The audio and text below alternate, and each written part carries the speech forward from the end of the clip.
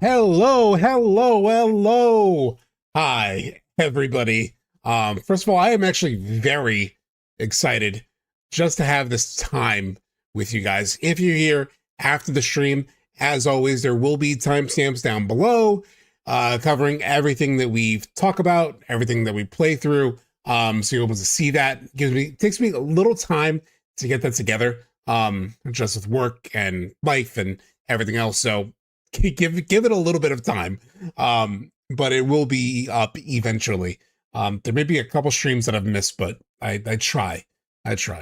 Anyway, hello everyone. Let's throw on some lo-fi. Speaking of lo-fi, we go into my personal list. Here we go. So it has been an insane week for me personally, which is why I'm also happy to be here with you guys. I've been working like a madman, unfortunately not on content. My real job has been all consuming. I've been working basically till about 1 a.m. every night this week, every single night, Monday night, Tuesday night, and last night. Today is the first day where I've got room to breathe. But yes, I need to do something for tomorrow too, but the core of it's done. I can do a little plus up thing to make it a little extra special. But I don't really have to worry about it tonight. But raking that OT, unfortunately, I have a salary job. It's a good salary. But no overtime. I do not get overtime because I don't get paid hourly. So some weeks are a little laid back, which is nice. Others are the seventh circle of hell. In terms of like time, I actually do enjoy, for the most part, my job. Like, I have a good time for the most part. I mean, a job is a job at the end of the day. Like, it's not always amazing. But I get to do creative things. I like the people that I work with. It's overall like solid job. Like, I could be doing a lot worse. So, all things considered, I'm not really in any position to complain. But there are weeks like this week where it's just a little crazy. Anyway, there's a whole lot going on this week also when it comes to Final Fantasy VII. We have some really cool stuff. Hey, what's up, Grant? So we got some cool news to sort of like catch up on and chat about a little bit.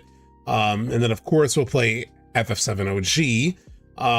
But let's actually check out some of the stuff that's been going on this week. So I should probably like zoom in too on this, and then also let me pull up my browser so you can see what I want to talk to you guys about.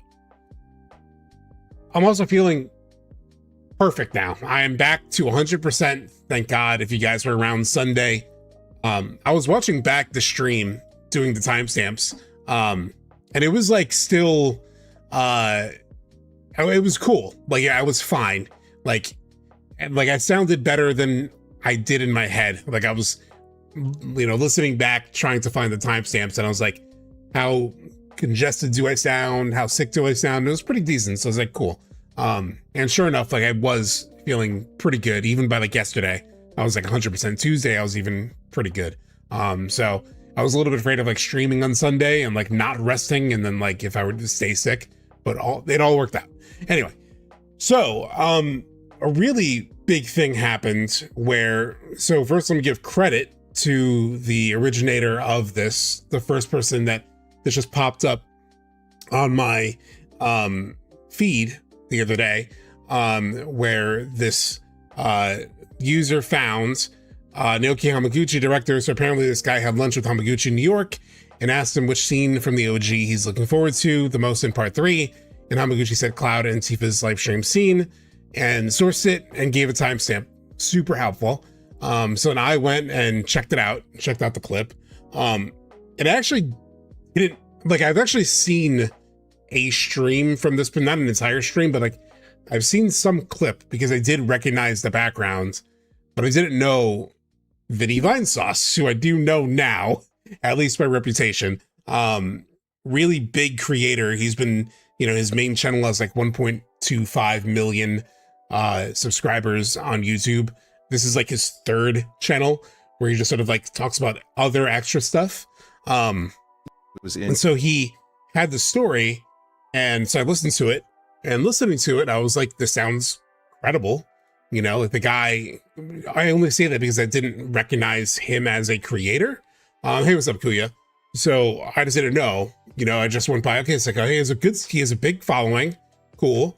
And he seems to talk like a normal person. Cool. So I clipped it and shared it, and here's like a cut down of his story. New York City to promote. Oh, let me lo-fi. Whoops, sorry. Was in New York City to promote Final Fantasy VII Remake on Switch 2. Went to the Nintendo store and signed for a couple hours. And then they had another day, half day in New York on Friday. And they wanted to meet some people that are local New Yorkers because they were going to have lunch and just to, I don't know. By the way, Square Enix.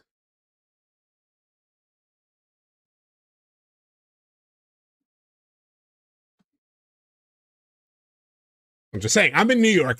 I do not have 1 million subscribers. So there is that. Anyway. Just to hang out. It seemed like there was no business to be done. There was no photos, no anything. We just hung out at a place near Rockefeller and. So the context, this was Hamaguchi's trip to New York City for the Switch 2. Because they launched it was last Thursday. They had the launch event at the Nintendo store. And I was like, I thought about going, but I just had things were crazy with work, and then I had a friend's birthday afterwards, so I just didn't really have time to go. But yeah, that was happening in New York. That's what he was here for. We talked. There was Jason Schreier. There was Giovanni, if anyone knows who that is, and I forget the Tom. I don't know. The other thing that like gave me faith when I heard this clip at first was mentioning Jason Schreier, because Jason Schreier, if this did not happen, or he didn't know this person, would immediately flag that. He would, skeet about it on Blue Sky. It would come up. You don't throw out a name like Jason Schreier, especially, that given that this person does have some profile, without like having some confidence that you can and that they won't. It's not sketchy. I was waiting till the end to tell you guys this, but so then afterward, after I posted this, a friend of mine texted me, and like a real life friend of mine texted me and was like, "Hey, do you know my friend Vinny?" And I was like, no. I was like, the guy I just posted, and my friend was like, yes, I'm being vague on the details because I don't want to, accidentally give anyone away on anything. Even though the odds of anyone connecting dots between these people is almost impossible, but you never know with the internet. People are good at finding shit. Anyway, so my friend reached out, said, it's like, oh yeah, I actually had lunch with him after this had happened and before this recording had been made.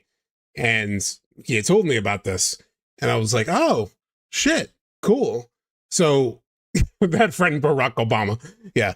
So there's a real, like, my friend knows Vinny and corroborated this.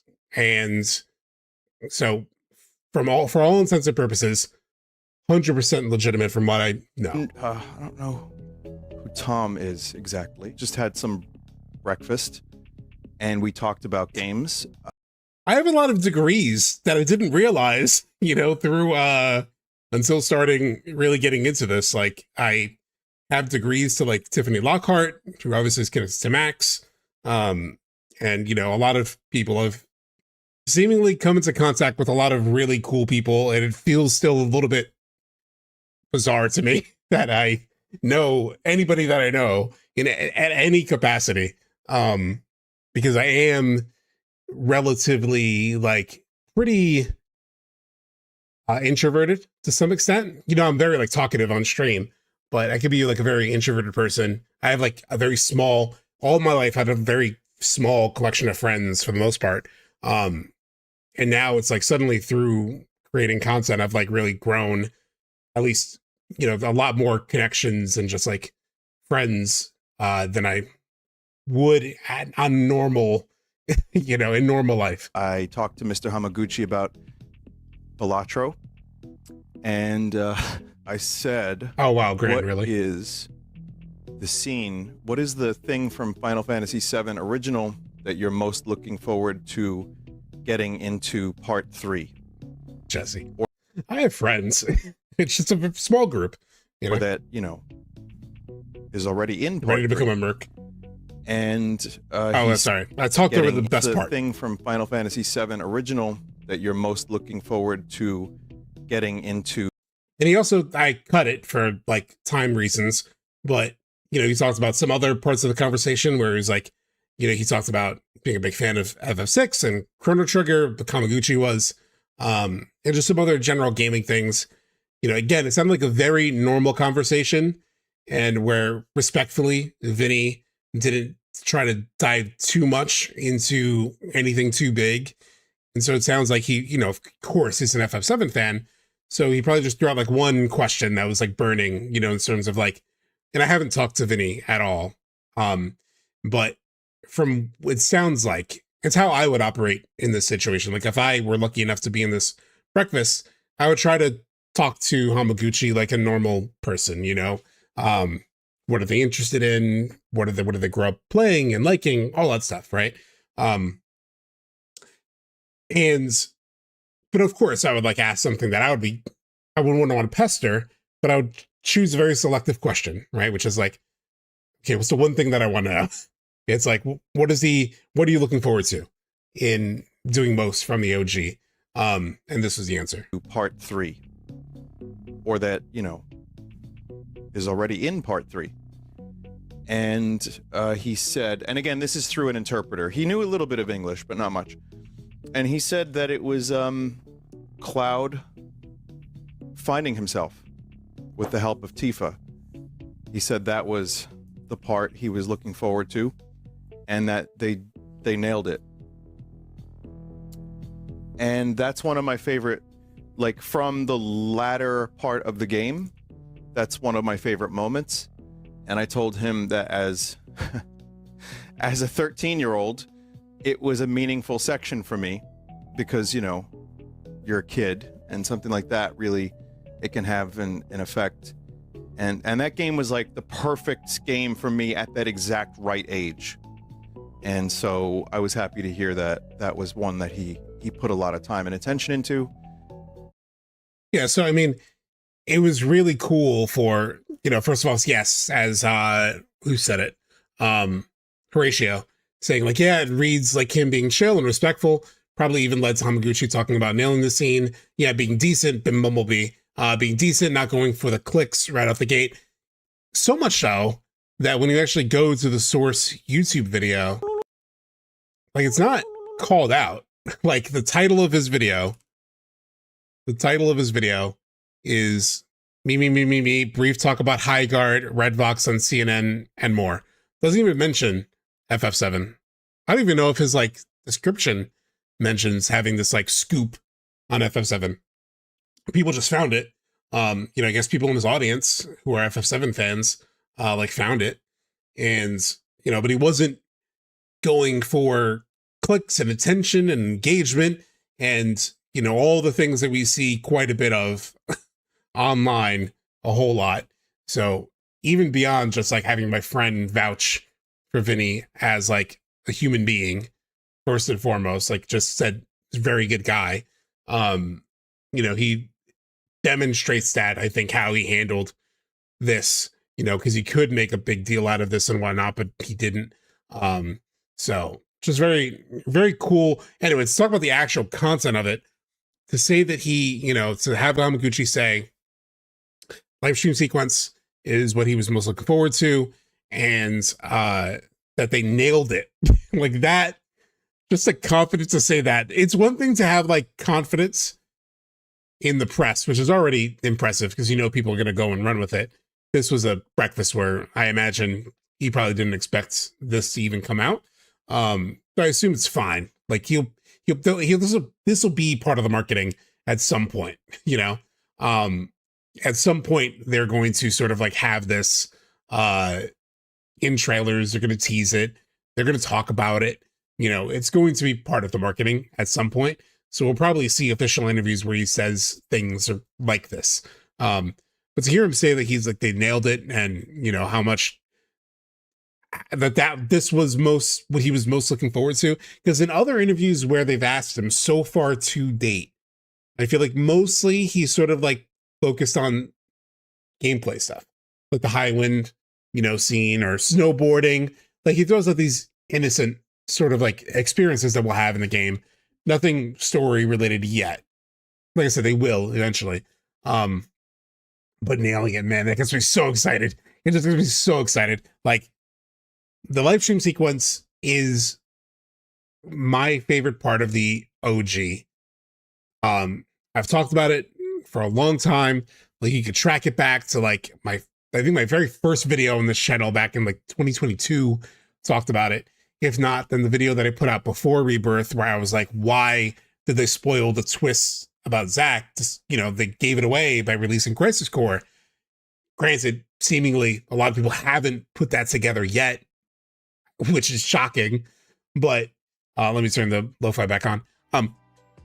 But the live stream sequence is like this incredible piece of writing where you have all these mysteries that build up for like 70% of the game. And then you hit that moment, and not only do you like understand the characters better, both Cloud and Tifa, but like suddenly all of those mysteries, it just hits you and you're like, oh my God. Oh, that makes sense. Oh, that's right. They tease that. Oh, how did I not see that?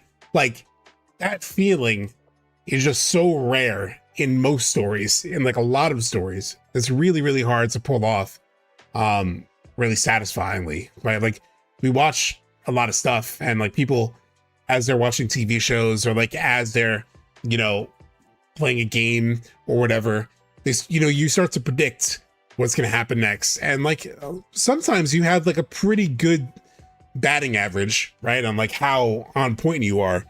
And I feel like, yeah, the catharsis has like a twist and emotional payoff for Cloud's motivations and everything. It's so good. Like the only video game moments that I can think of that are like in a similar realm were like the reveal in Knights of the Old Republic about the main character.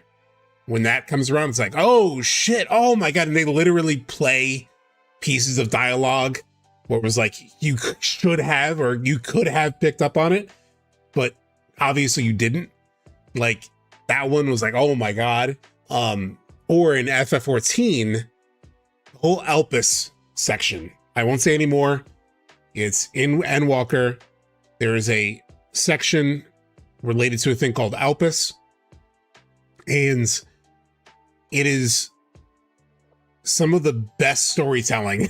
Just like the way it does something so crazy, and then you just like, as it's like piecing together, and then you're like, wait, this is breaking the story. This is like breaking the story. Like, how do they tie this up? And then it ties up, but it also relates to character dynamics and motivations. And like, it is mind blowing how good the Elpis part of Endwalker is. Like,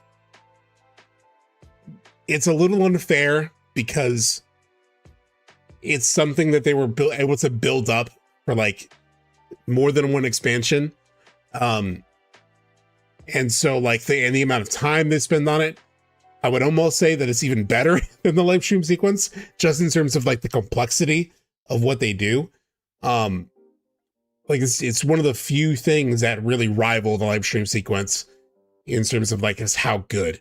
BioShock Infinite, Shiftwork is Life is mentioning, I have not played BioShock yet, other than some of the first game.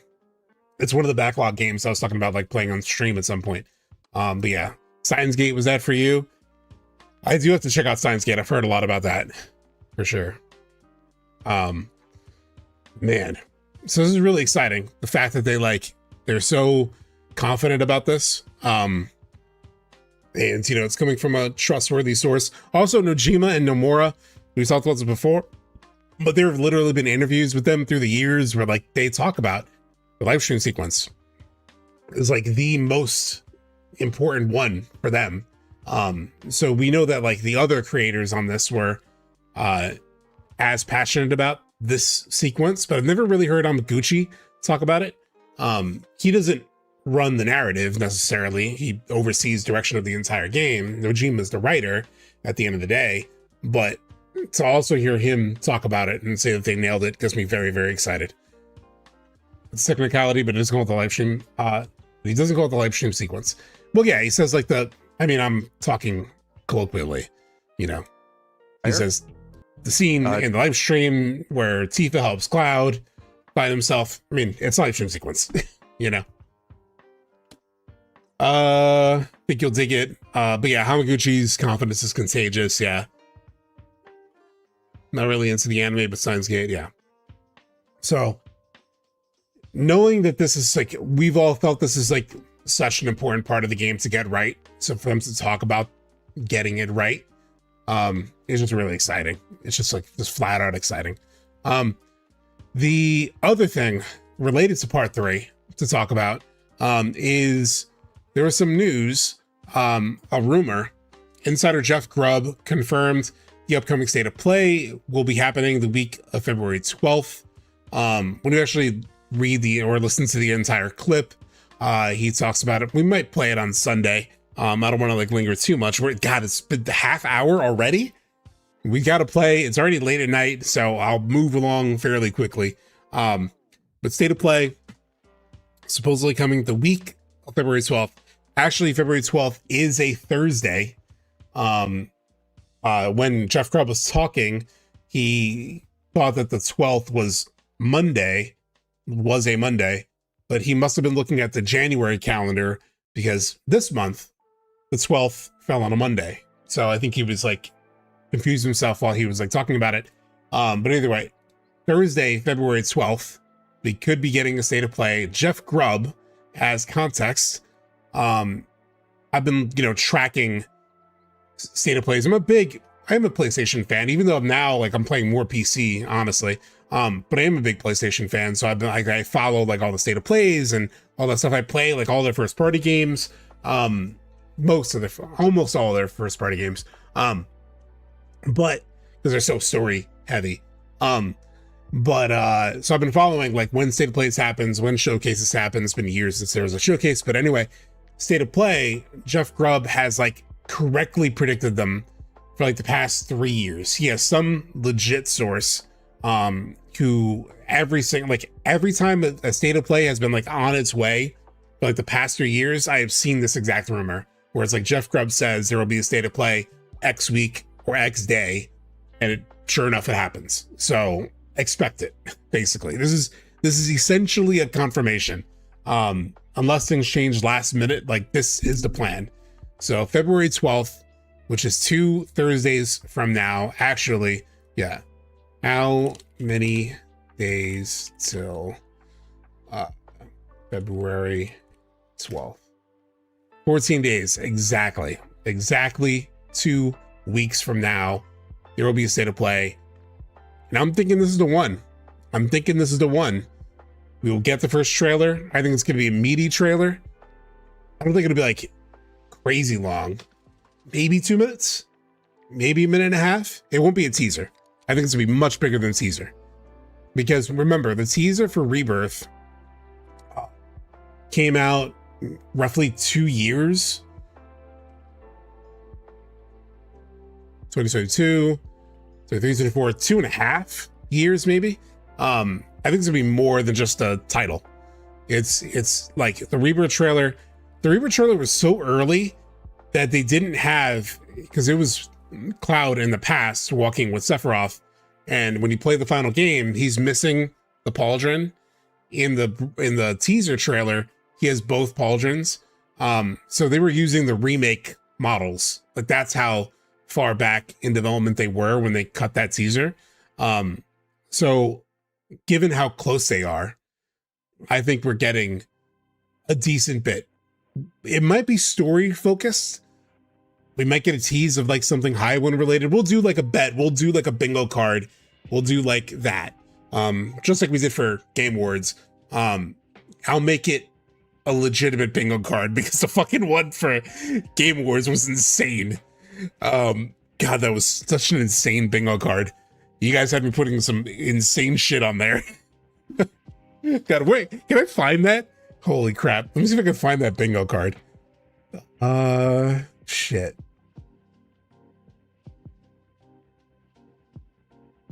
Where's that fucking bingo card? That titled bingo? Please tell me a titled bingo.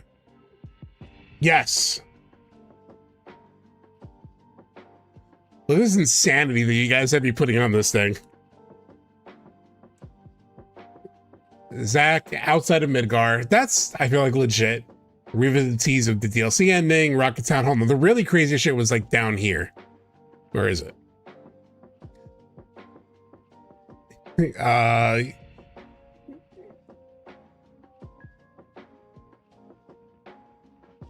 Where's the crazy Genesis?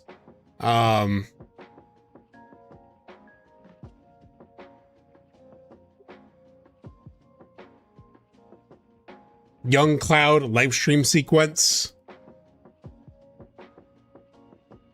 Okay, well, actually wasn't that crazy. Now that I'm looking at it again, I mean, I don't know if they'll be in a trailer, but a lot of these things could happen at some point. Oh my God, Darkbuster but in the Darkbuster Sword Bad Cloud boss fight tease. We were talking about that on Sunday, right? What about the pauldrons? So it's fine. Let me pull it up. FF7 Rebirth teaser. So in the first look. What we've done, that's set in stone. The past is forever. When Cloud and Sephiroth are walking. He wants to finish what he started. He wants to reclaim his birth and rule over need the an angle where you planet can see it. with Genova at his side. I figured it was Here. too late. Wait, what are you implying? That I died? That I'm some kind of imposter? Maybe he only has. Oh yes, he is. Sorry, he has one pauldron. I'm sorry. So here he has one pauldron, just like he does in FF7, like in Remake, like in the modern day post Nibelheim, he only has one pauldron. But when you actually play this in the game, so this is basically the Remake model.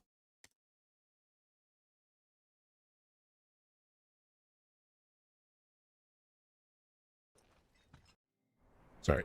Shit. Part 1. Okay. When you play this, when you do this walk in Rebirth, we can see it even here. But young Cloud has both pauldrons. Here's a front shot. Because he has both pauldrons. Oh my God, I never caught that, the pauldrons being different. Yeah. So young Cloud has both pauldrons on his uniform, but in the Rebirth trailer, he only had the one, like he does all throughout Remake. It has the bolts. So they were using the Remake character model to make that teaser. So that's how early they were in development. Like they didn't even have like this model done yet. So that's where they were in development. So anyway, all I'm saying, like, it's no wonder that teaser didn't show that much because it was very early, right? Like Rebirth teaser. When did it come out exactly? June 16th, 2022. So time between June 6th, 16th, 2022 and February 29th, 2024, which is when the game came out. 623 days, 1 year, 8 months. So, almost 2 years. So now we're like about a year out. So I think they'll have more to show.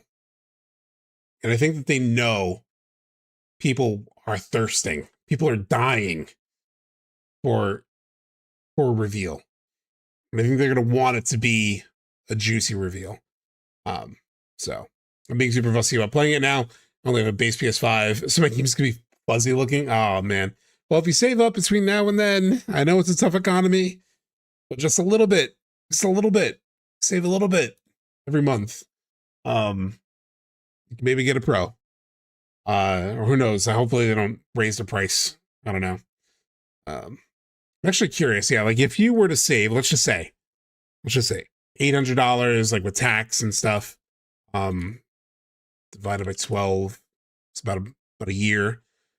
Looking at about 60 to 70 bucks a month. You could set that aside at all. Maybe get yourself a Pro. You could sell the base PS5 also. Trade it in, maybe get a little bit of value, yeah, all the text and audio from that trailer could still be used for a part 3 trailer. Yeah. Hey, what's up, Saint Jimmy? And everyone, I know there's a lot of people here. I haven't said hi. I usually do say hi to people as they sort of come in.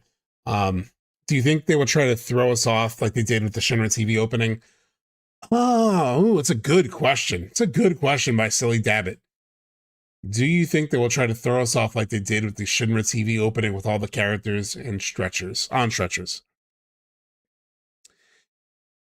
I'll say yes, but not at the beginning of the trailer. I think they're going to like lean in to sort of like what we know and expect for part 3. And so early on, it's just going to like pull us in like, oh, this is a story we're looking forward to. Here we go. We're getting into this too. And there'll be like a lot of stuff that we recognize. Obviously, it'll feel a little bit newer, but then like maybe toward the end of the trailer, maybe they close the trailer with something really tasty, something really tasty that feels different. And then, date reveal, name reveal. We may not get a date. We'll probably get a window. Like early 2027 or whatever. But that's what I'm thinking. I'm thinking it'll be exciting. Oh my God, the high wind. Wait, what the fuck? What is it called? And it's coming out in a year, like that kind of thing. So, but we'll make like specific predictions when in 2 weeks before that state of play, if that state of play does happen, which I'm pretty confident about. So yeah, last thing before we get into the game. I found this the other day. I was like playing my little lo-fi playlist on Spotify, and there was this FF8 rendition of like Balam Garden. And listen to this shit. Just like the beginning of it. So good. We have FF8 coming up. After I beat OG FF7, we'll move to FF8. And just listen to this. It's like a slowed down version, mellow version, you might say, of the Balam Garden. Listen to this shit. There's probably gonna like copyright kill this stream, but I don't care.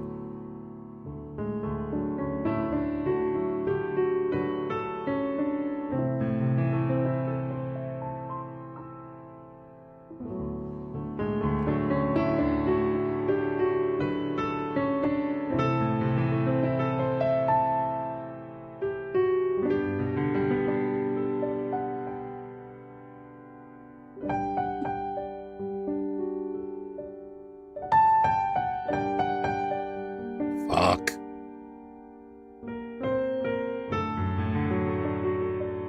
I'm a sucker for piano.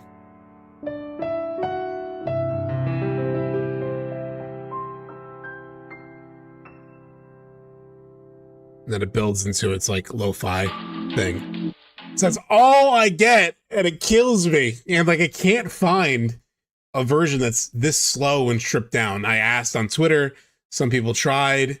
They couldn't quite find that same exact sort of vibe. It may have just been for this, you know, for this like mellow mix. Like they may have just made it themselves. But God, I want like an entire version of this. It's so good. It's so good. Also, the other news, FF7 is dropping a new version on PC. I did not set a tab with that news, so we'll just skim through it. There's a new version dropping of FF7. Be warned, however, I don't know how they're gonna... I unplugged my mic, sorry. I don't know how they're gonna handle it.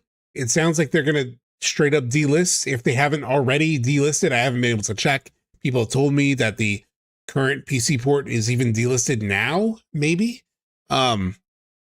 So the current PC port is apparently going to be replaced by the new port, which at least Baby Seal I saw said it's seemingly going to be like the PS4 version. So it'll have like some of the quality of life stuff from the PS4 version. But I don't think mods will work necessarily on that version once it's available. And they're going to pull, like, delist the old one, apparently. I'm hopeful maybe that FF8, like, it'll be like FF8 because you can still get the 2013 version and like the more updated like remaster. I don't know. I guess we'll find out tomorrow, I think. And yeah, somebody also mentioned Spotify will have the Rebirth OST available for streaming. I already own it, but you can get it streaming starting tomorrow, it sounds like. And I know the Rebirth OST Plus with like more tracks also was announced. So we're finally going to get a lot of those other tracks. I'm sure it won't be streaming for a while, or who knows when. But yeah. FF8 was my favorite of the PSX, PS2 era. Definitely top 3 OST. Music-wise, it was always incredible. The news of the Steam FF7 version getting an update made me lock in, buy the game for the first time in about a decade. So glad I saw its Twitter post. Yeah, so if you don't have the current PC port, it's like worth buying just for the mod scene. Because I don't know, Turk's in chat, and he knows a thing or two about modding this game. So I would, my assumption is going to make the current mods incompatible. I would just assume if it's like a new version with some new code, I assume that the current mods won't work and they'll need to be updated or re-released for the new version, which kind of sucks. So yeah, people are saying it's dirt cheap. It's on sale. So yeah, it feels like a safe assumption. Speaking of those mods, we are going to play them tonight. It is about that time, chat. It's been almost an hour already. So we should get on to the game. It's not like I could do a 7-hour stream when I start at 8 p.m. Kirk says, yeah, definitely buy the current version ASAP if he wants to play mods. It may take several months for 7th Heaven to be compatible with whatever new version we get, maybe even longer. Also, if you currently own it, but you haven't downloaded it, just to be safe, I'd probably download it too if you can. How time flies. How time flies when you're having fun. All right, so I'm going to put you guys in BRB because I need to run to the bathroom real quick before we start. I'll be back in just a minute or two. Oh, let me set up any downloads, like mod updates, because Lord knows there's always mod updates.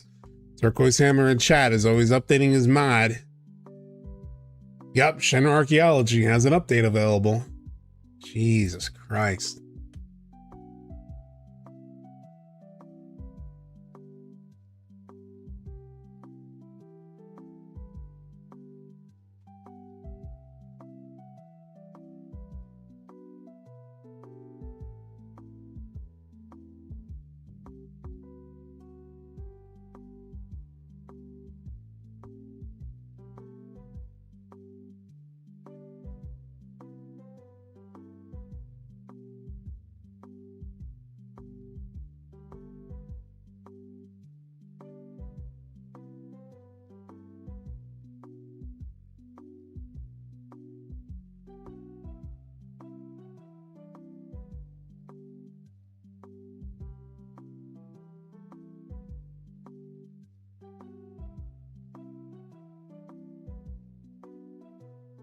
I told you. Yeah, yeah. Here's the thing, though, Turk. When an update's available, I'm probably gonna update, unless it's Windows. Unless it's fucking Windows. Okay, hold on. Let me also. That's the other thing I wanted to do. Let me start the game. Oh.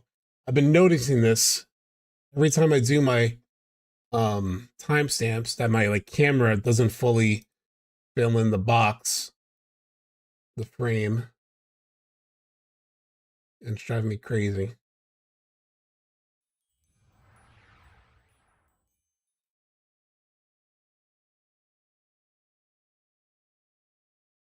Okay. It should fill it.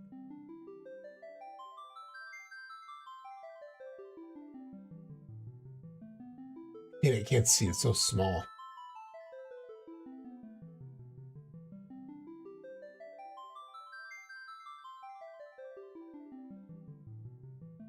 Oh, and I have it locked, no wonder.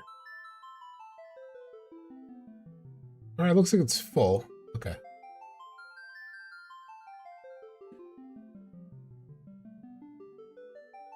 Got to plug in my controller. Will it recognize it now? Oh my god. Why is the aspect ratio off? Shit. Shit.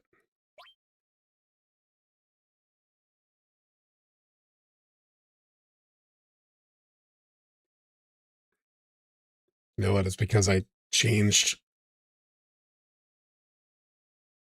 my monitor settings. God damn it.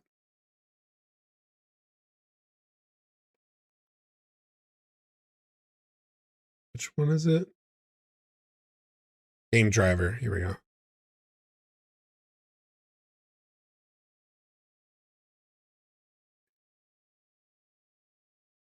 Has there been any? Oh, another good point, Let's Mosey.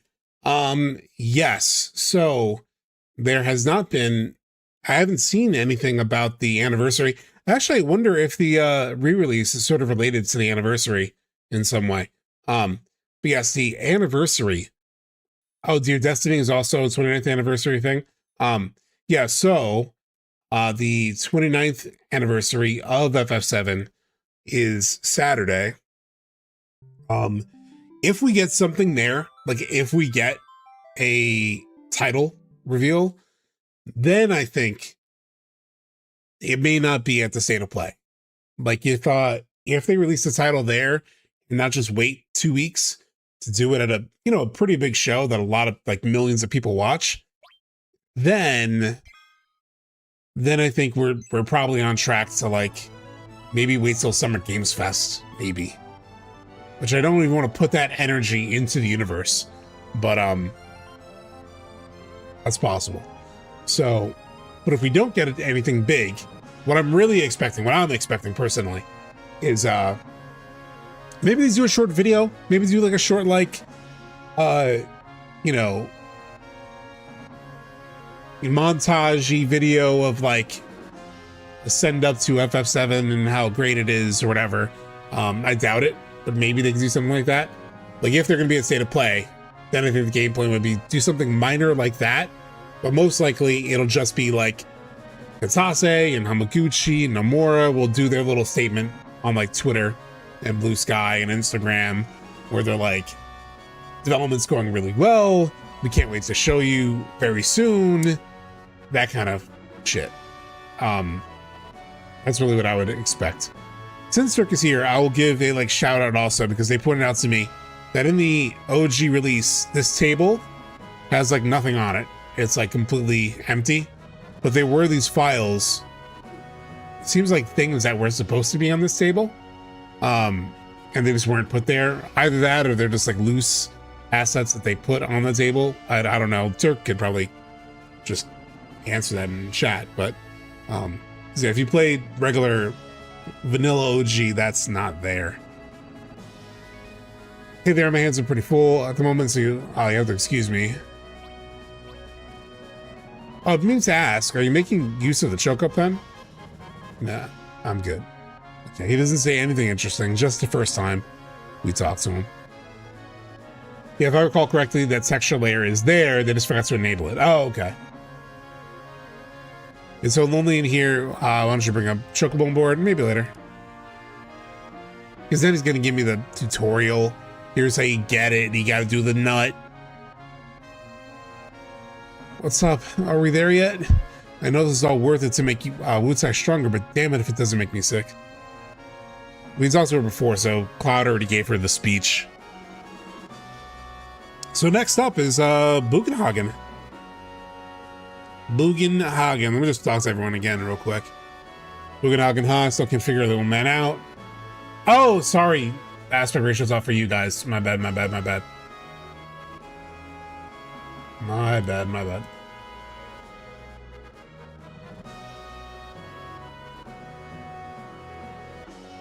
Why can't I just right click? Oh, I locked it.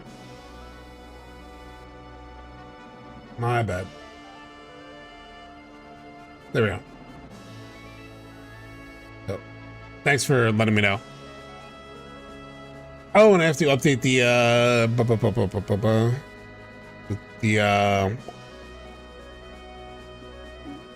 category on Switch.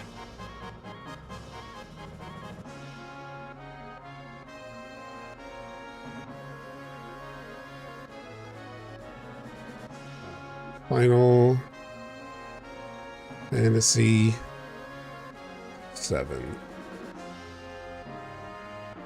Cool. All right. Bugenhagen still can figure the little man out.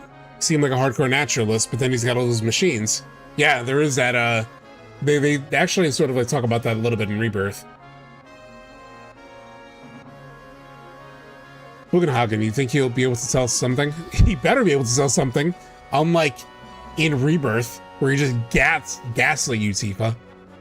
I know this ain't the time or place, but did the ship get a rental without me knowing? All these switches and levers, I could swear there were only half as many before. Alright, let's go see Gramps. Even this like saying Gramps, right? It's such like it's like now he's like childish, Red 13.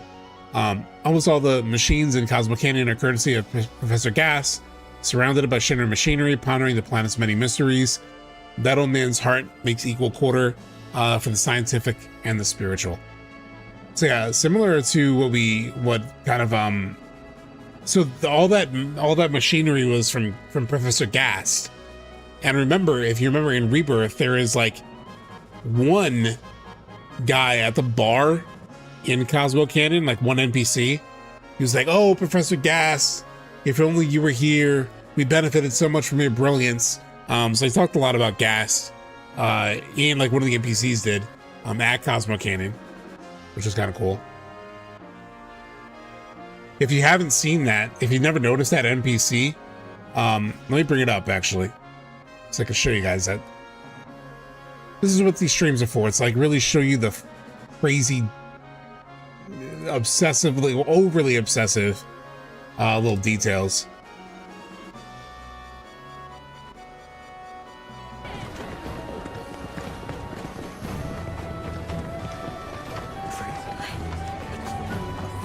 Hold on, give me 1 second.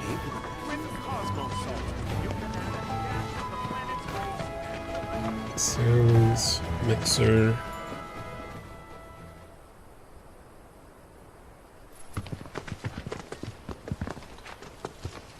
I was born and raised here, in this canyon. I was to become a watcher of the veil like those before me, until I was taken by It's right here. You know, I gotta return to the planet right now. legacy lives on aghast. Satisfying. Right here. Oh, shit. I'm covering the NPC's dialogue. Hold on. Professor Gast, I hope you know that your legacy lives on, that your discoveries paved the way for our successes. What other scholar could ever hope to match your passion and excellence? Why, did you have to leave us? Every day I strain to listen and pluck out your voice from the planet's chorus. Yeah, so like, To leave us. yeah, straight up Professor Gast mentioned here. Oh, Professor Gast, I hope you know that your legacy lives on, that your discoveries pave the way for our successes. We had Gast stuff at Icicle, and yeah, we should. We should. But it was just cool that they had this like reference to him here too. We still have to like finish watching that NPC video. Let me move myself back.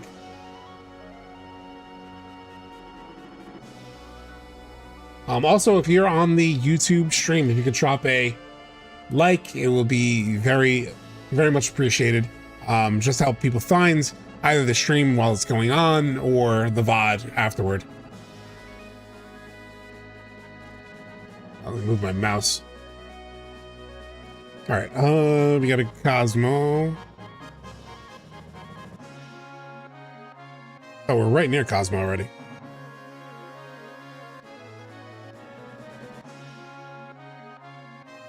I gotta be on the grass, right? Oh, damn it. It wasn't landing, and I'm pretty sure it's X to land. Oh, I'm still technically over there.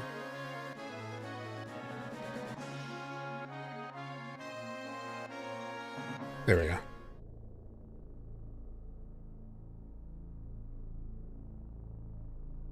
So yeah, I mean, at the very least with the new update, if you do download it, you won't get mods, but you could like turn off encounters and do 3x speed, all that.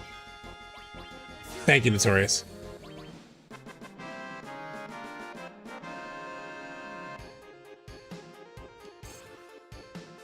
It was something like he didn't agree with what Hojo wanted to do. Yeah, they're very much like seemingly at odds, which is why like Sephiroth like has such a different opinion of gas compared to Hojo. This mod pack is special. Thank you. Yeah, this mod pack is super cool. Ah, it's you. Things have taken quite a dark turn, haven't they? A baleful star hangs in the heavens. The children are so terrified they won't even venture outside. Wouldn't want to gaze upon it either. Let's talk real quick. Let's talk to some of the NPCs around the village. I'm just curious, like, things that they say. Especially now that, like, Meteor is on the way. Live with the planet, die with the planet. Maybe this is for the best. It's a good excuse to drink, at any rate. But then, I think about the children. If only we could spare the children. How about a Lifestream? It's one of our signature cocktails. Oh, a Lifestream signature cocktail? I don't remember that. It's a stiff drink. If a stiff drink can bring peace to a troubled mind, no matter how briefly, then I say that's a win. We frail humans need all the help we can get. Hey, what's up, Rashana? Thank you. Yes, I am doing well. I'm feeling a lot better. I don't know if you know, but I was sick over the weekend, and now I'm feeling a lot better. So I'm doing good. Speaking of which, I heard a rumor there's a powerful healing materia somewhere here in Cosmo Canyon. Seeing Meteor in the sky here, I can't wait to see in part 3. I remember Max saying on one of his streams that maybe the reason most of Rebirth takes place in midday is because the next game will have things blocking the sky. Yeah, it's definitely a good theory on like why, you know, it looks the way that it does. Welcome to Silver Inn, need soft beds in a time like this. I'm good. Cosmo Canyon, another place that replaced fun ladders and huts with elevators. Yeah, the fucking elevator, man. They just put elevators in everything. You were also sick this weekend? Yeah, I just got cold too. I was also congested, yeah. Hey there, close shop? Now why would I do that? All right, he has nothing, okay. There's like, you can go in the back, right? Oh shit, I just skipped some of his dialogue, damn it. I mean, okay, maybe I am scared, but at least I can turn to the text. Reading about planetology keeps me forgetting about what's to come. Is this a, Turk, are you in chat? Oh, helps me forget what's to come. I was like, is this a, like, should it say keeps me forgetting? I misread it, never mind. You guys had it right. But I also His first dialogue. Hold on. I'm not afraid. The teachings of planetology are comfort enough. But he's like, hey, I am scared. Okay. Oh, I didn't go back here last time.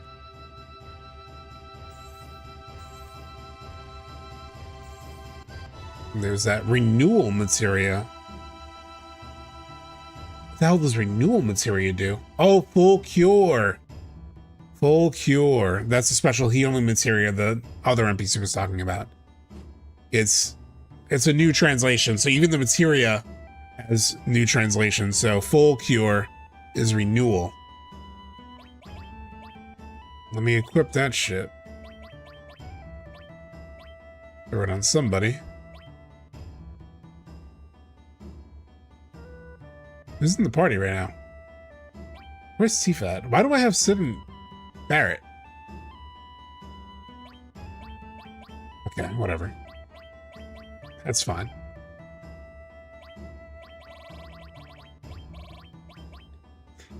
How much MP is full cure? Forget.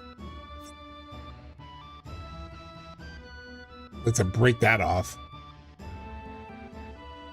I don't think the last time I played this game I used full cure. I can't hear a re-word without thinking that's part 3. Yeah, that makes sense. I'm hopeful. I was literally talking about this with Tyler Hepner earlier today, like on DM. But I was like, I don't really care what they call it. Like, they can call it anything. Like, at the end of the day, once it's named whatever it's named, I'll roll with it. But I'm like curious if they surprise us. I have a funny feeling it's not going to be one of the main candidates, you know? I don't know what it's going to be, but I think it's going to be like some... Feels like it needs to be a surprise, you know? Either it just needs to be like what we expect, like Return or Returns or whatever, or it needs to like kind of come out of nowhere, you know? Welcome, you still want to buy weapons at a time like this? You're an odd lot, aren't you? Like something kind of weird. Like just a little bit, just a little Nomura, you know? Feeling less confident about Returns? Me too. I just feel like it's too obvious. Like they re-advent. We were talking about the Discord. We were talking about it because in the OST, it's like Sephiroth Reborn and then Sephiroth Reborn Advent. And then I made the joke of, oh, see, that's the thing. Everyone is blinded by the idea of, because people have said Reborn. And so I was like, FF7 Re-Advent. What if it was right there? We were just like so focused on the Reborn part of the song that it was or maybe just Advent. I think it'll be a reword, but I know they like their meta commentary in the titles with Remake and Rebirth, both having specific meanings. Restart, reset, renew. It said something about the third title sticking to the remake synonyms, but I can't recall where I heard that. Yeah. Whatever they choose, you know damn well that if it's obscure, someone out there will have tweeted it randomly from a 10-follower account. Redream. Oh, it's a book about the planet. I only have a little more left to write. Nothing is meaningless, my child. Chronicle it all, and surely someone will take notice one day. That's cool. It's a cool bit of like world lore, you know, that he's writing this thing, and even though there's this meteor hurtling toward the planet that'll wipe it out, wipe everyone out, he's still like gonna try to finish it. That's just what the ancients did, and it's why we know of them today. Perhaps this very book will serve a similar purpose. I don't know if we'll see any mention of that in part 3, but it's a cool way of looking at the impending doom for my 14 players out there. The impending doom. Reclaiming the planet, reclaiming. Yeah, Reclaim is a good one too. I do like Reclaim a lot. Reclaim is one of those where like a lot of people have, or a decent amount of people have like guessed it, but not a lot of people have guessed it. It could be a cool one. What's to come of us now? All right, little kid, talk to me. It's okay, Mom. We can all go through that big door. Fellow Bugenhagen will seal it shut behind us, so there's nothing to worry about. I wonder what's sealed behind it, though. Oh, yeah, interesting. I never thought about that. Like, the Cosmo Canyon, like, inhabitants, like, trying to take shelter. So, it'll be all over once that meteor hits. Renew is interesting also, by the way. I do like Renew also. I've always liked Renew. Renew was one of them. I think I did, like, a big, like, name thing stream with you guys like months ago. I think Renew was in my top 5. I think. I've done nothing but sell materia since I was 16 years old. That's a whole decade. What have I got to show for my life? Oh man, yeah. Imagine like you're kind of like stuck in a rut. I've been like living a life that you're not really satisfied with. And this giant meteor is on the way to the planet. Shit. So you would feel even worse about your situation in life. I can sort of see them calling it re-advent, but that might be kind of dumb. Oh, it's really stupid. But, and yeah, read-vent. Let's see, what does he got? Befuddlement. I want to buy that just for the name. Fuck, I bought 2 of them? I don't need 2 befuddlements. I guess it's confusion. I like Resolve. Yeah, I've mentioned Resolve before too. It obviously it should be read more like Resolve or Resolve, you know. That's the thing, it can kind of be read like a few different ways. It's a bit of a downside of Resolve.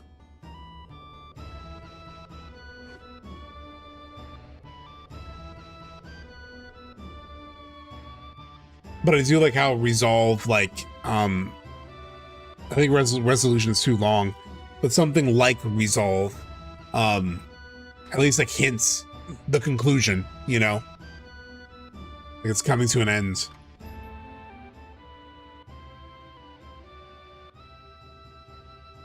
I don't have Red 13 in my party? I guess it doesn't matter. Ho ho ho. If you ever require my knowledge, please do not hesitate to return.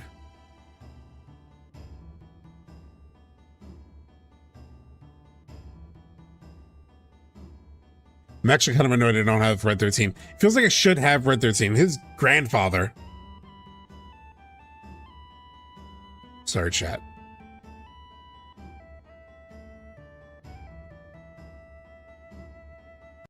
Just gonna close it. I just saved. I can use the PHS.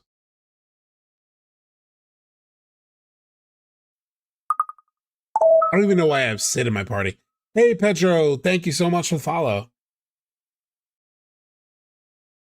Like, Sid's not a great choice to have in the party. It should be Tifa anyway. But especially in Cosmo Canyon, it should be Red 13. Yeah, I'll just be so relieved once we just have a damn title, you know? Remember, I've always thought would be kind of cool. That's a weird one. Remember's kind of cool, but kind of weird, but kind of cool, you know? Like Remember. FF7 Remember. It's fucking weird. I like it.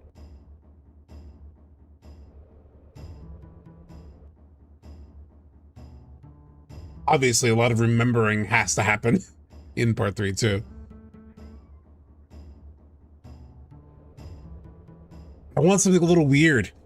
Don't you guys want something a little weird? Reclaim is good. I do like Reclaim. Just a little weird.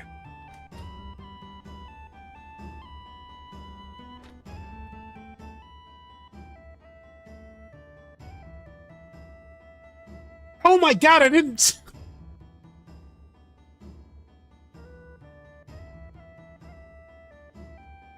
I was so caught up talking to you guys.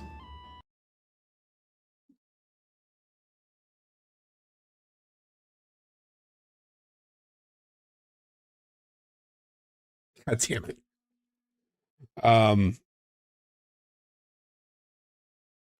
Jesus. With each fond remembrance. Oh, that's a good callback, Farthers. That's a clever callback. Or I forget.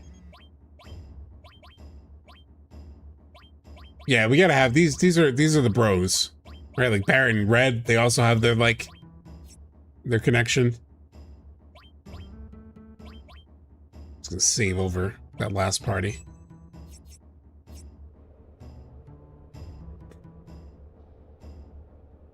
That's the store. God damn it.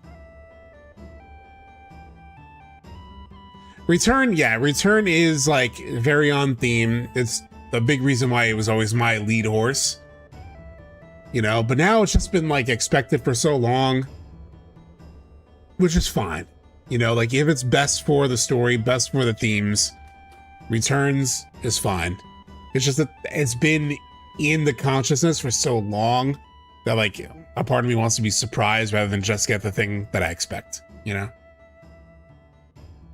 Recall. But it sounds like you're recalling the game too. Like it sounds like the game is being recalled. So you don't, marketing wise, you don't want that word. Ho ho ho. If ever you require my knowledge, please do not hesitate to return. Actually, that's why we're here. Oh, indeed. Could it be you've lost your way? At such times, we must turn our eyes from the path ahead and gaze deep within ourselves. It is there we can find what we've forgotten. Forgotten? Remember? Recall? Yeah, no, recall would not work. Something lodged within the recesses of our hearts. Just like in the Lifestream Sequence. Cloud's like, I already did that. Remade. And then his book ended. Remake. Rebirth. Remade. You must locate that thing and remember it. For in all likelihood, it is the very answer you're searching for. Okay, but what if there's nothing to remember? FF7 remember. Reminds, yeah, some Kingdom Hearts shit. There's a Kingdom Hearts game called Remind, right? That must be. Look deep inside your heart. Nothing's coming to me. The three of us aren't enough. Why don't we get the others? So I didn't even need to use the PHS. Red 13 would have been here anyway. I forgot to assemble the whole crew. Also with the hints at part 3, returning to the original ending. Yeah. Returns has like so many ways it makes sense. It's like I said, the reason why is my number one pick. Like when I made my prediction, when I did my prediction stream, that was my number one pick. For that reason. Because I was basing it off of like likelihood. Yeah. Have you found it yet? The thing you're looking for? Nah, nothing's coming to mind. Same here. If anything, I'm more lost than before. I remember Aerith. No, not remember. I never forgot. It's more like, ooh, so yeah. Yeah. This is interesting, right? Is he Scottish now? Yeah. It's like written in Scottish. But this dialogue from Cloud, he's like, I remember Aerith. No, not remember. I never forgot. It's more like in terms of, because a lot of people have said like maybe this is the point of the game when you go back to the Forgotten Capital, you sort of relive the memory of what happened in terms of the burial, right? So here, this is really interesting because like, you know, it's been years since I played this, and Bugenhagen is like, there's something you need to remember, right? Like he literally talks about it, like finding something deep within the recesses of your heart, like something to remember. So he's like instigating Cloud and the party to remember something, and then Cloud now is bringing up Aerith, and it's saying like, it's not that he's remembering, he never forgot. It's more like, let's see what he says. How do I put it? Aerith, she never left. She's been right beside us all this time. So again, like Lifestream presence, basically. She was so close, we couldn't even see her. The things she did, the words she left behind. Now that you mention it, I was thinking the same thing. Yeah, so there's a real carved out section. Like I know you go back to the Forgotten Capital and you see the, you know, the vision of like Aerith at the Forgotten Capital, like, you know, what happens with the Holy Materia. But I forgot the conversation that led up to it. This whole conversation is about, you know, thinking back and remembering something that happened with Aerith. So yeah, there's like a carved out section of the OG to have this like exploration of like maybe even the party's memories of Aerith. Obviously, remembering the burial could be here, but the entire party could probably like share things. Fuck, Tifa might have stuff from like, they have these books with like her and Aerith as like the leads. They had like lots of conversations, so they can even explore that stuff here too, you know? Now that I mention it, I was thinking the same thing. Me too, everybody's remembering her, yeah. Same here. She said she was the only one who could stop Sephiroth's meteor. Yeah, this is so interesting. This is like such a carved out place in the story to like do a deep dive on like the Aerith, the memory of her and like what she left behind, you know? Now she's gone. So that's it? We can't finish the job for her? The book materials were talked about during the cruise. Yeah, I know there's like another book though. And so I don't know, like I don't want to know, but even translations are coming out now of the new book. And I'm sure there'll probably be for the third game, maybe even another book. Because it makes sense. Each of the games have been like titled after the game. Each of the books have been titled after the games. So it's like FF7 Remake traces the two paths. The new book is called FF7 Rebirth, Your Destiny. So I imagine there's going to be a FF7 Part 3 blank, you know, title. There'll probably be another book after Part 3 comes out. So there's maybe some stuff for them to explore here too, you know? So that's it. We can't finish a job for her? Well, for one thing, we ain't ancients. What was she even trying to do, though? It's kind of what Cid asked at the end of Rebirth. It's like, so what did she even do? Why'd she run off on her own like that? This is very much what Cid asked at the end of Rebirth. That's it. What's it? It's like you said, Cid. We don't know what she was actually planning. What did Aerith know? Yeah, there's like a whole thing here built into the story to really explore what they don't know or remember of Aerith and what she was planning, what she was doing in the lead up to her death. Why didn't she run from Sephiroth when she had the chance? Retrace? Huh. Sounds like it's time for a return visit. Return! We're seeing all the RE words in the dialogue, and we're just like, remember, return! Mind taking me along for the ride? You want to come too, Gramps? Why the tone of surprise? Even I like to stretch my legs and see the wider world now and then, though I admit it's been a while since I felt so keen an urge. It must be the planet calling out to you, Gramps. Alright, he says to Gramps a little too much.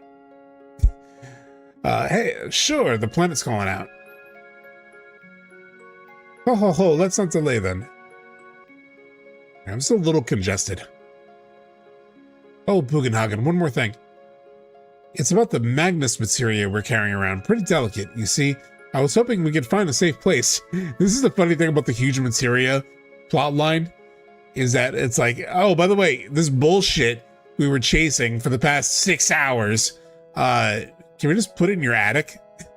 Say no more, we can store them in the observatory, because there's like these, they're like slightly bigger materia. Here, I'll show you how to work the device. Watch closely. You just pull this lever and... Jesus. I have not seen Seed's new video though. No. I haven't had time to do anything this week. I mentioned at the start of stream, I've been working till like 1 a.m. every night. So this is what you meant by the Magnus materia. My pants are practically falling down. Please let me store my orbs in your attic. Yeah.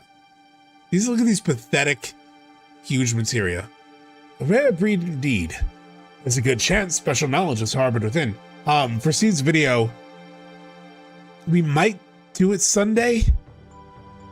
The only thing is, like, it's an hour and a half, and you guys know me. When I react to these videos, an hour and a half video can be like a 3-hour bit of the stream. So I've heard good things about it. I just do want to play games on Sunday, but odds are I'll probably react to it Sunday. But we'll see. Magnus Materia. Something mysterious about the way it shines. Also look when it hurt. Very glow. This is the one that matters. Magnus Materia.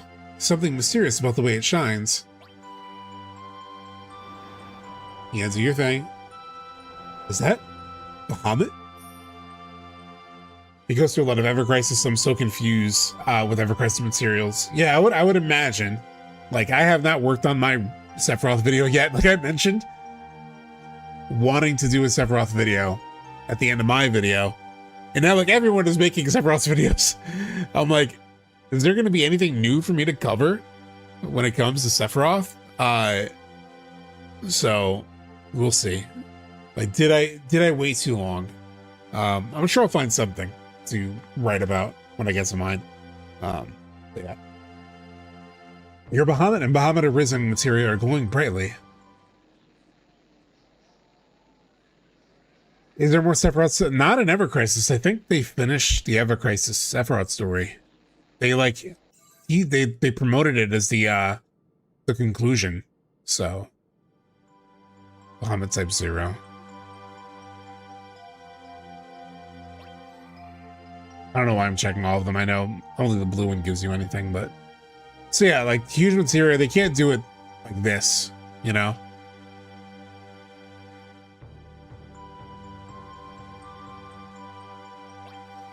Oh, time to leave is what I have to click.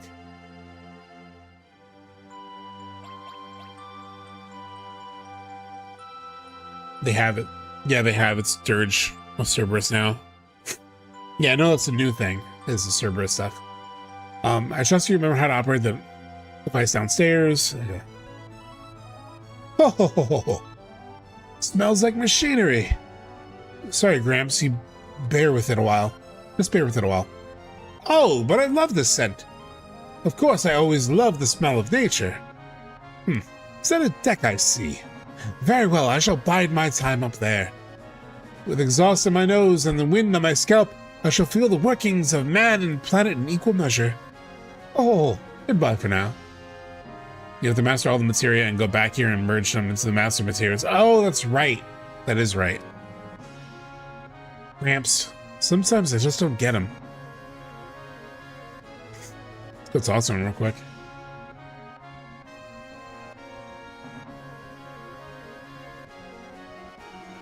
Oh, I can't wait to see where you're taking me. So, yeah.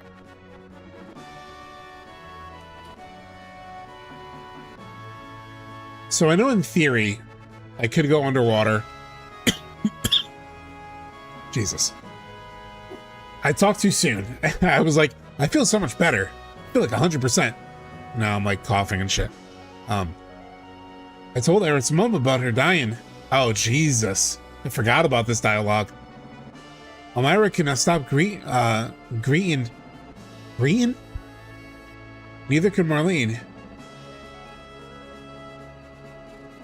Back when Aerith died, she must have turned its spiritual energy and start traveling the planet. Even so, Sonic will ever be able to meet her again. Yeah, this is definitely where they're doing this. They're definitely doing, like, the burial and everything here.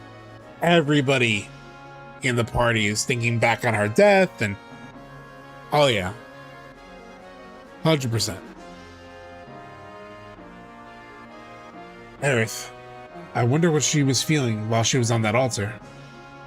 Probably that she was ready for to give her life for the planet. You think so? Really? Because I don't. I don't think she planned on dying at all. I think she planned on coming back to us safe and sound. This is always something I found interesting was like, because everyone's like, for a long time, there were people who were saying, oh, did she expect to die? You know, and at least Tifa, who knows her pretty well, especially now in the remake trilogy, is like, I don't think she was planning on dying at all, right? Like, everyone takes, or a lot of people, not everyone, but a lot of people have like seen Aerith going to the Forgotten Capital by herself as like a willing sacrifice in a way in the OG. But Tifa always had this line of dialogue where she's like, no, you know, she wasn't. She was planning on coming back, you know? The dialogue's gonna change, I bet. I'm very curious what happens with it. Kofi, what's up, Subsex? Hope you're enjoying the 7-degree weather. Oh my god, yeah. I wonder if we'll see Reeve telling Elmira and Marlene the bad news about Aerith's death in part 3. Yeah, I feel like this whole section has like so much to explore with like everyone's memories of Aerith. She never used to say goodbye. It'd always be later or see ya or next time. Wow, that's so different, right? Because this is just interesting to compare to what happens in Rebirth, right? Tifa saying like she never used to say goodbye. It'd always be later or see ya or next time, but not in the church. In the church at the end of Rebirth, she literally says goodbye. Right? She says goodbye, right? Does she say goodbye like the word goodbye? Actually, I'm not sure. It feels like a goodbye. What does she say? She's like, thank you. Thank you for everything. I don't think she actually says the word goodbye, but the implication is a goodbye, you know? It's not about me, it's about saving the world and you, yeah. Does she say, God, now I need to know. I'm like, I can't remember.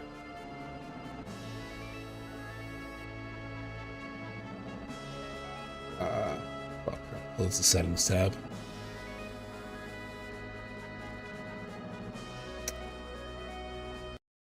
Let's see.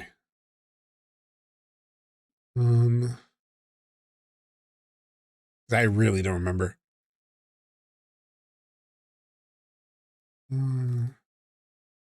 Chapter 14.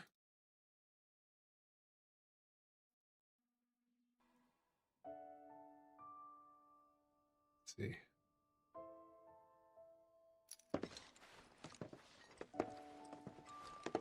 This is it, right?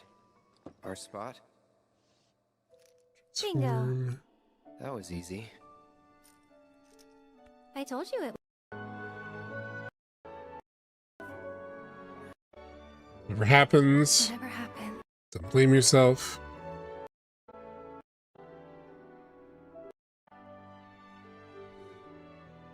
Cloud, thank you. But your mom gave that to you. This isn't about me, though. It's been fun. It's about saving You're right. the world. And you. I mean, that's pretty much a goodbye. So thank you, Cloud, for everything. What is this?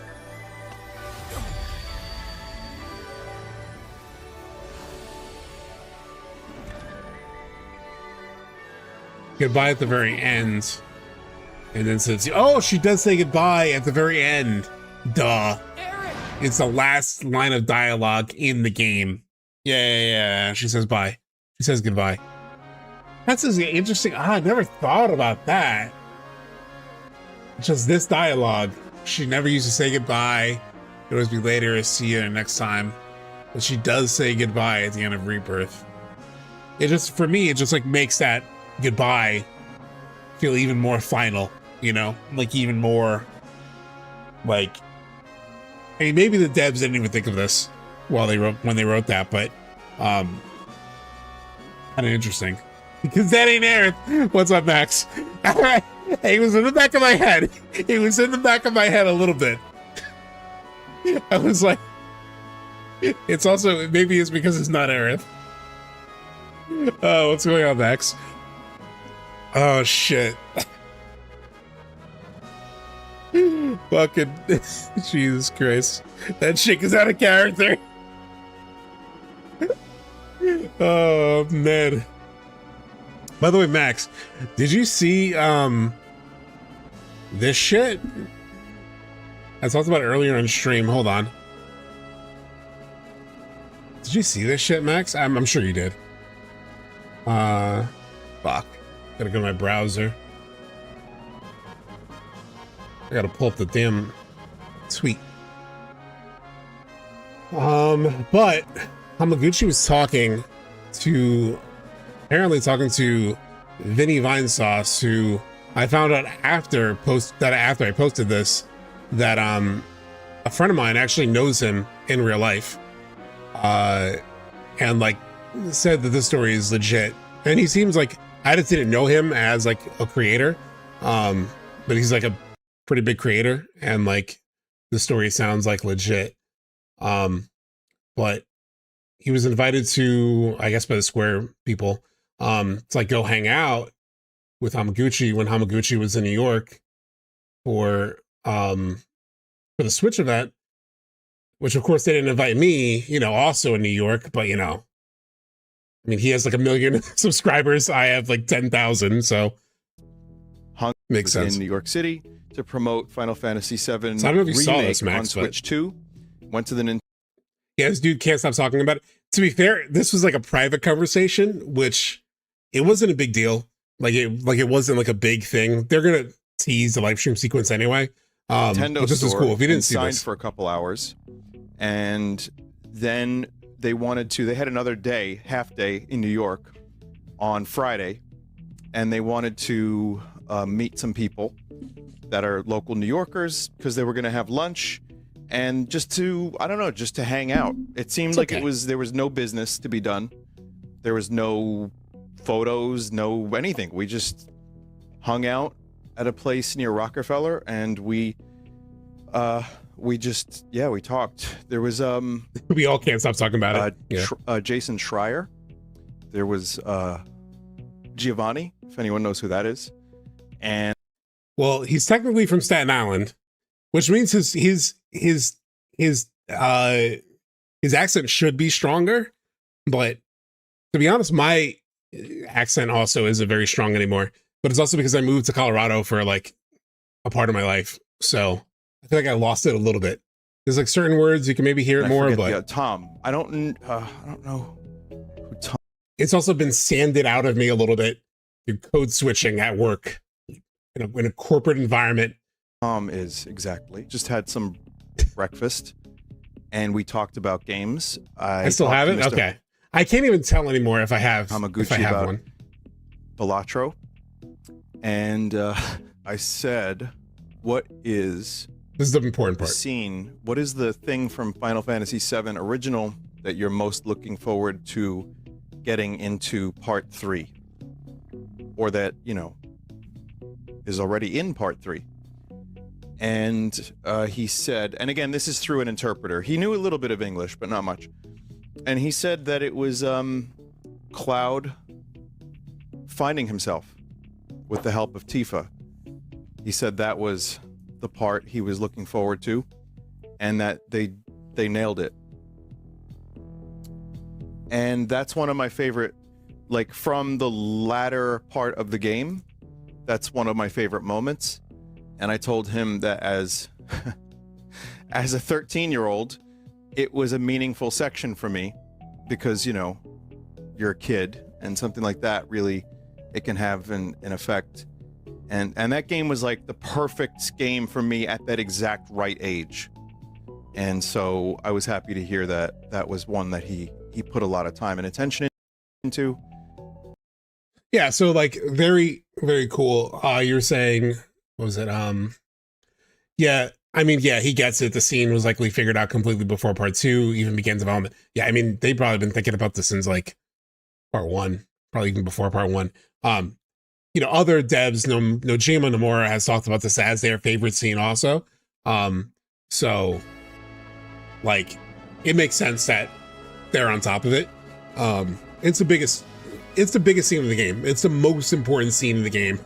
Like I tweeted about this the other day, but like people have been like, oh, people are coping that they think all the mysteries and everything will be resolved in part 3.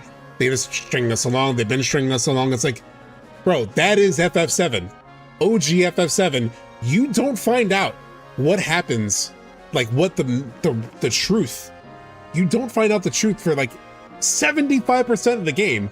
Like literally, we checked the strategy guide and like there's 25 out of like 150 pages of that strategy guide, all about story and taking you through the scenario. After the Lifestream Sequence, there's only 25 pages left of content, at least in the strategy guide. There's not a lot. Like you do the huge materia stuff, you go to Forgotten Capital, which we're about to do, you go back to Midgar, and then you go to the end. You go to the final dungeon. So like, it's pretty much toward the end of the game. Like it'll probably be like the halfway point of part 3.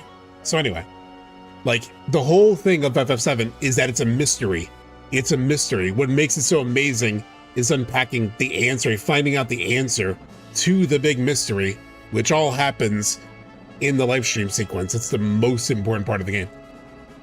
You know this, but all the fears and worries about Rebirth story stuff that they mentioned pre-release, it's all in favor of a more powerful part 3. Yeah. When you all think about this, at the end it says no promises await at the journey's end. You were like picking out returned out of that line of dialogue. I think you're somewhat just being, sarcastic about it. That's very funny. I like that. But yeah, I mean, I imagine the trailers are gonna like tease that shit. I don't know if they'll tease Lifestream Sequence in this first trailer. I was saying that I think this first trailer might feel very similar, like, oh, moments that we expect to see, and we get hyped by it, right? Maybe even a Highwind Flash, Junon escape, maybe some like things that we're expecting. And then I think toward the end of the trailer, they're gonna have something that like throws us a curveball, like, oh wait, what the hell? Because somebody in chat had asked, do you think they'll open with something like the destroyed Midgar in that one trailer that was like, oh my god, what's happening? What happens to the party? I think they'll play the first trailer pretty straight until the end. That's my guess. Yeah. She talks about tomorrow more often than anyone else. Yeah, because that's not Aerith at the end of Rebirth. Fuck. That's so funny. Aerith. I would have loved to have given her a ride on the old island. Oh yeah, he doesn't. He didn't at all. So Zach talked about it on stream, but notice how much Cloud is literally turning into Sephiroth. Yeah, we talked about that on Sunday. On the Sunday stream, on my Sunday stream, we pulled up some parts from your stream. That stream that just caught you out of nowhere. I went to bed, Max, I went to bed at 5 a.m. that night. It was Friday night, and I was hooked to the stream because it was like fucking FF7. I'm like a goddamn drug addict. And so I was watching it, and it hit 5 a.m. for me. I was like, okay, I need to go to bed now. I can't. And I figured it's got to be over soon anyway. I'll catch the VOD for anything I missed. Then Saturday night, I eventually got back to it. And I was like, you streamed for 2 more hours? Holy shit. But yeah, we've been talking about this for a while.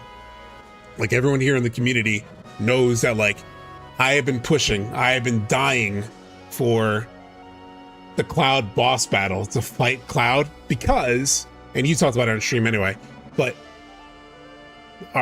Sleep Easy, my friend Sleep Easy, who you chatted with, he made a video before Rebirth, and it was called Vessel of Rebirth.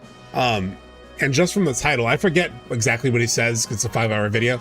But whenever I read that title, it made me feel like, oh, Sephiroth is going to use Cloud as a vessel, because in the original game, he just uses Cloud, lets him go after he gets the materia, and that bites him in the ass.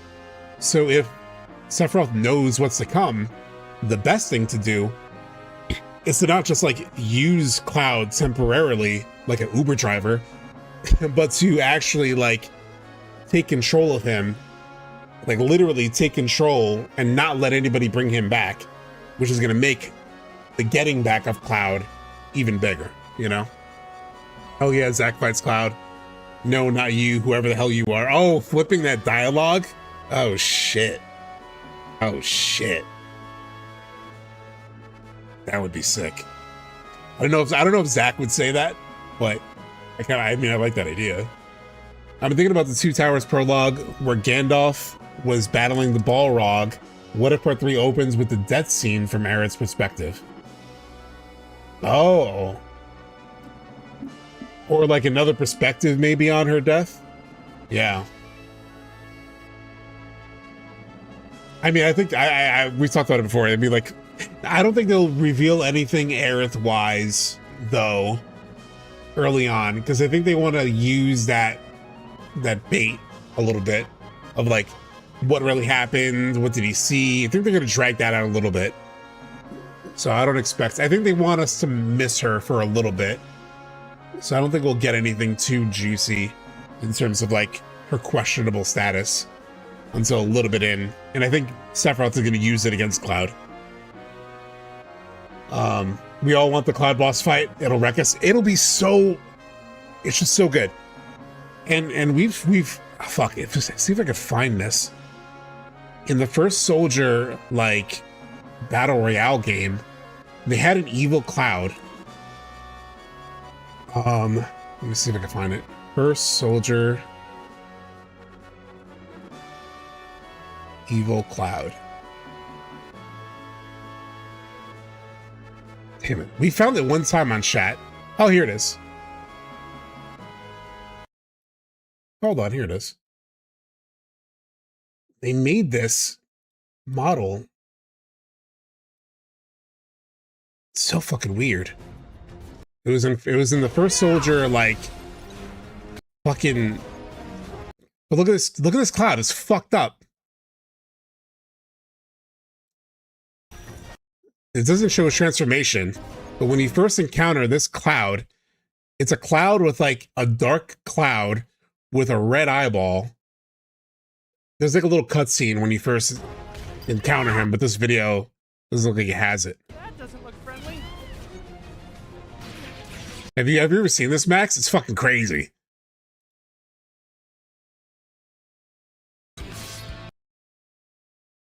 Yeah, there's like a dark cloud in this shit.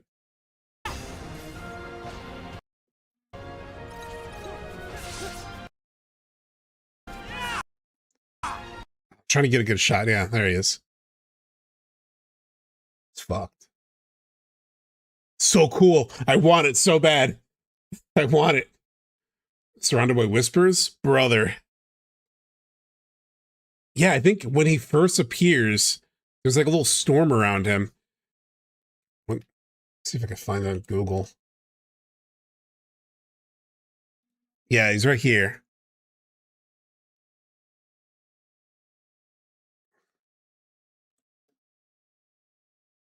So yeah, it's kind of he's a crypto bro with the red eye. It's crazy. Oh, it's gonna be so good. It's gonna be so good. I was reading over the remake interviews. Nomura was saying they had originally planned to have no visions. Oh yeah, Farthers. Let me pull that up because that was a good reminder of that quote. It was in the Discord, right? Where's that quote? Oh yeah, here it is.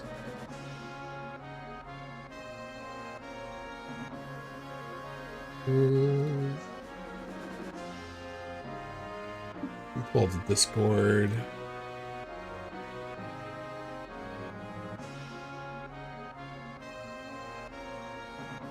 I probably just should have like my whole desktop, but keep forgetting to do that.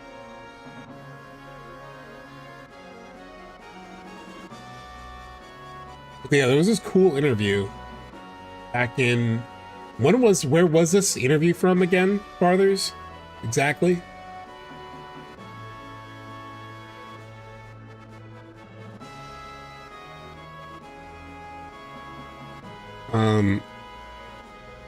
Shit. Ah. Damn it. How do I make it so you guys can see it? Here we go. Let's do it this way. It was a remake Ultimania? Okay. Tilting over this shit. So Farthers, who's in chat, posted this in my Discord, where the high wind music's just like interrupting me. Just reading through some of the remake Ultimania interviews and was reading this related to the inclusion of future and flashbacks. Interviewer, at key points during the story, there are flashbacks of scenes that are supposed to take place in the future. Nomura, we initially planned to include almost no foreshadowing like that while the player was in Midgar. You probably remember this quote, Max, but we intended to hold back and have the storyline only seem a little different. Like originally, they're like, maybe we don't give away the whole thing, right? Like maybe we just like, maybe we make it seem just a little different, just a little bit different. That glimpse you get of Biggs during the ending cinematic is remnant of that. We thought it would leave players the slight sense that something was weird and out of place. However, on-site staff kept adding these snippets of future events wherever they could. Whenever I discovered one, I'd tell them, no, we can't have these, and make them take it out. But they included so many that a handful ended up staying in. Nojima, I think there were 2 or 3 that I'd ran into the scenario. I'm still not sure what happened with them in the end. Crazy to think the original plan was to hold back on the visions until after Midgar. Really makes you think Rebirth would have played out, how it would have played out if they decided to go this direction. Subtext this way, it's almost as if the thesis and antithesis might have played out within Rebirth. But it just shows that like the future shit they were always planning to use to like mess with your perception of like how much is going to change. They just pushed it even more in Remake. It's a good reminder. They're always planning to fuck with shit. You know, like, you know, in fact, like if Remake had pulled back, then Rebirth would have been the one that made us go, wait, what the hell? The way that Remake sort of did. They always wanted us thinking about this stuff, you know? That's really the big takeaway to me. It's like they always wanted to focus us. You know, I think everyone in this community is pretty much on board with that, but you have so many people who are like, no, it's not going to change. It's just a clever remake. It's mostly a remake and just a couple weird things to throw you off. No, there's definitely more to it. Showdown with Hojo. Yeah. If they saved all that for Rebirth, we'd all be squeaking. Yeah. I got goosebumps. Imagine a fight scene between Sephiroth and Cloud in Reeve's to Midgar. Sephiroth will say, don't you remember? Like, bro. Yeah. They call it FF7 Remember. That'd be fucked.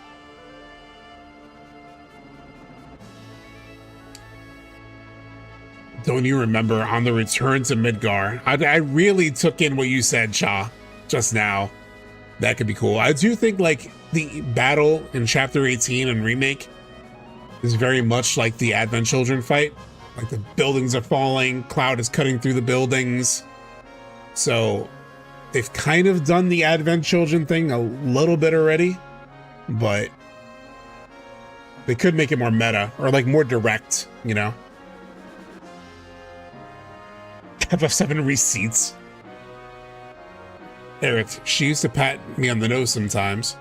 I've always hated being treated like a kid, but when she did it, I couldn't help but feel happy. I never got a chance to say sorry for the first time we met. Oh yeah, because in this game, like, the way they met is, well, it's because of Hojo. God, by the way, that party that confronts Hojo... Actually, I didn't tell to Vincent. But that party that confronts Hojo... Cloud... Red 13, Vincent. Like they almost like have to make it only those 3. Maybe the rest of the party is there. Maybe everyone's there.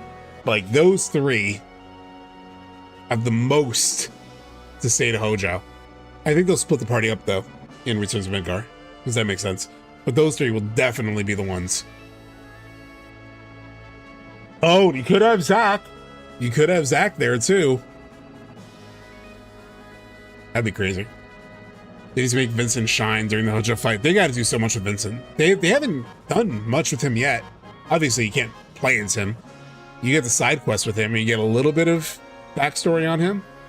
They have so much to do with him, especially given how popular he is and Lucrezia. That shit will be in the story. That won't be a side thing. That'll be a story thing. The Lucrezia Cavern, I imagine they'll just bake that into the story itself, you know? A forgotten capital. The ancients. Perhaps some distant day will come when we refer to as such. I suppose it depends on us. Alright, let's go. So chat, I was thinking of doing the traditional thing and going to Forgotten Capital, doing everything. I could go and get the key now. It would save me time. But I kind of want to do it the pure way. Just because I don't know if it shortcuts any dialogue. And so, if I have it already. So I'm thinking of just going to Forgotten Capital first. I know I have to go in the water anyway. I could save myself time. I've done it before when I've replayed the game. But I kind of want to see what the dialogue is without having the key first. It makes it a little bit more of a grind, and I'm sorry, it's going to be like a little bit boring to have to like go back and do it. But bear with me. Oh, the Chocobo Sage, the actual Chocobo Sage.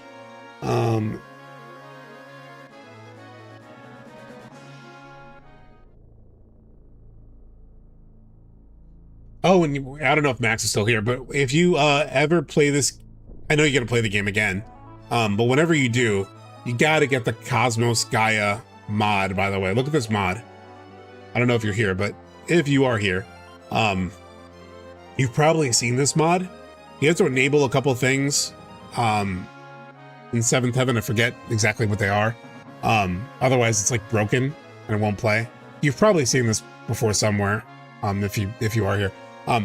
But just cool as shit. Love this mod. Okay, let's zoom back in and land. Come on, land. There we go. I'm with you, Cha. Zach and Yuffie media again, just high on my wish list. Oh yeah, Zach and Yuffie. They gotta reunite. Reunion? We're just getting all the names. Victor, thank you so much for subscribing. Zach never made it to meet up with Hojo from what we've seen, so I could see him being there at the time as the OG party. I think we're gonna get Zach before that. Before we turn to Midgar. I would hope. I kind of want to see Zach in the world, right? Like if they bring back Zach in any way, and he's just in Midgar the whole time, it's just a bit of a bummer, isn't it? You gotta have Zach at like in Gaga, at the very least, you know? Don't want to skip on Sid, yeah. It's almost like they can collapse a lot of like hardcore plot. I'm going the wrong way. They can collapse a lot of like hardcore plot stuff. They have so much character stuff to do, you know? More than anything, I just want to make sure they give enough time to the characters like Vincent and Sid and everybody, you know? I think he'll be on the main party's tail and eventually meets up in Northern Crater. John Q Gamer had a really cool idea where they said, Max, if you've not heard this, is very cool. John Q Gamer came up with this. He has a video on it.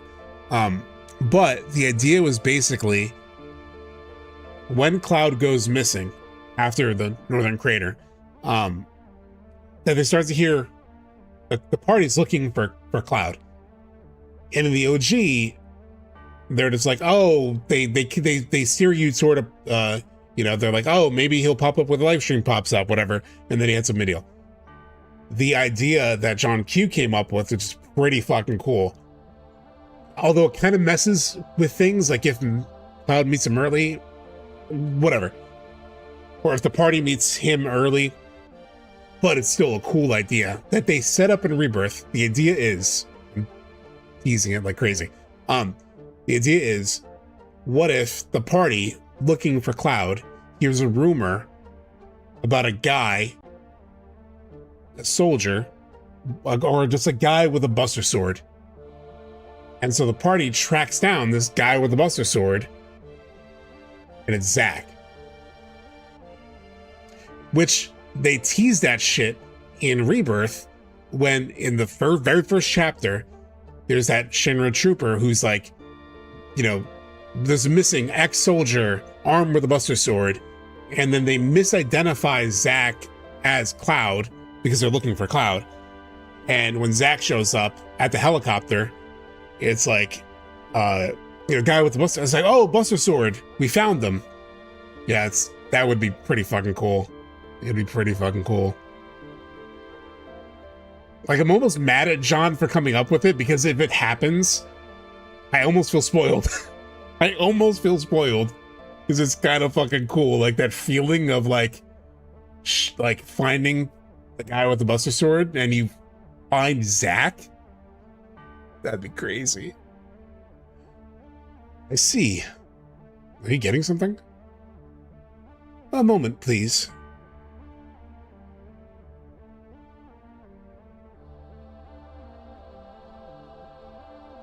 It was almost too good of a cook by John. I think while looking for Cloud, they'll be swept up in the Midgar Wutai conflict. Yeah, that's possible. I'm very curious how it's going to happen with like Wutai and Midgar, like how they're gonna, or Shinra, how they're gonna like engage once the meteor's in the sky, you know? The moment the party hears Buster Sword, when Cloud goes missing, we're gonna know where it's coming. We're gonna know it's coming, yeah. Kind of like how it was obvious Toby was gonna show up after Andrew did. No, I have not seen Steed's new Sephiroth video. We might check it out Sunday. I've heard good things. This chamber is a swell with a consciousness. Dean Conway, thank you so much for subscribing. And anybody on YouTube, if you could throw a like on the videos, if you could find the VOD and all that. The chamber is a swell with the consciousness of the ancients, and they're all clamoring about one thing. I'm worried, so this is a retranslation. For anybody in chat who doesn't know, this is a retranslation by Shinra Archeology Department. It's called the Shinra Archeology mod.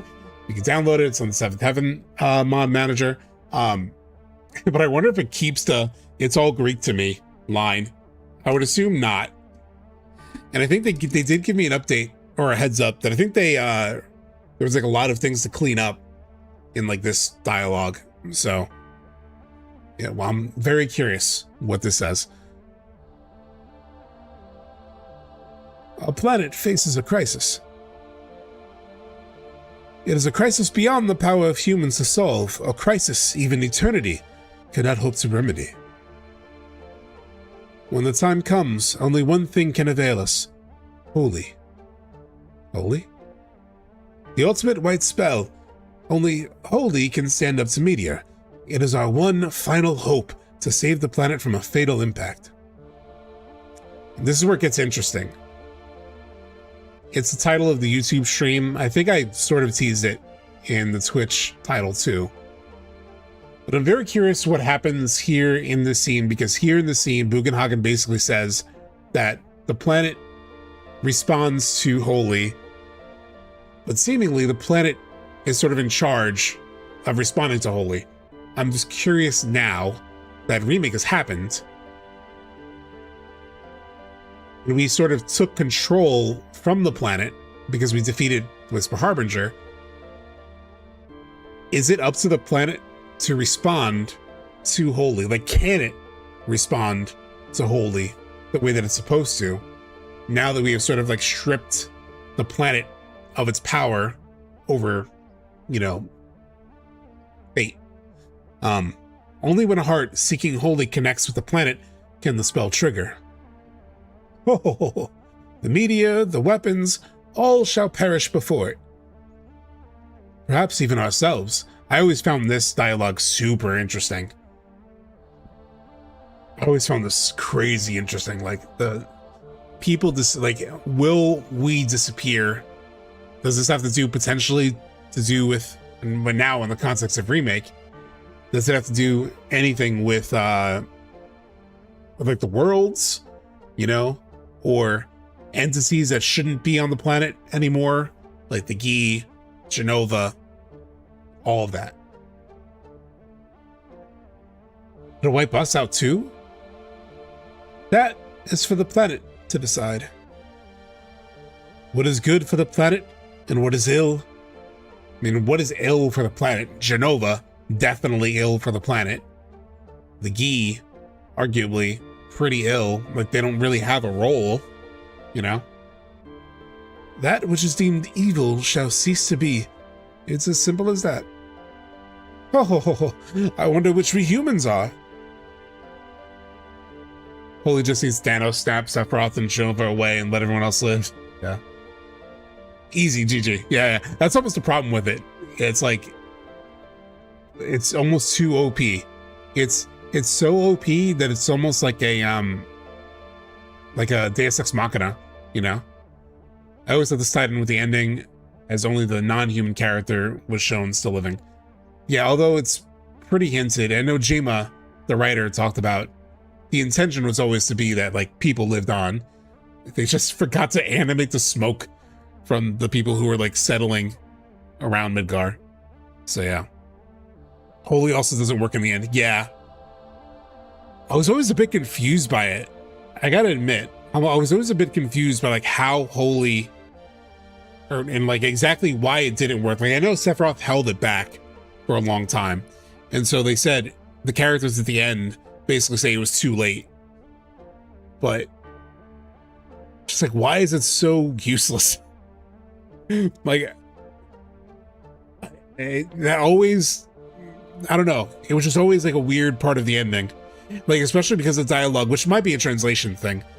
The dialogue specifically says like, in fact, Holy's like working against us right now, you know? It didn't work for dramatic effort purposes. I like, it seems like it's because it waited too long, but that almost feels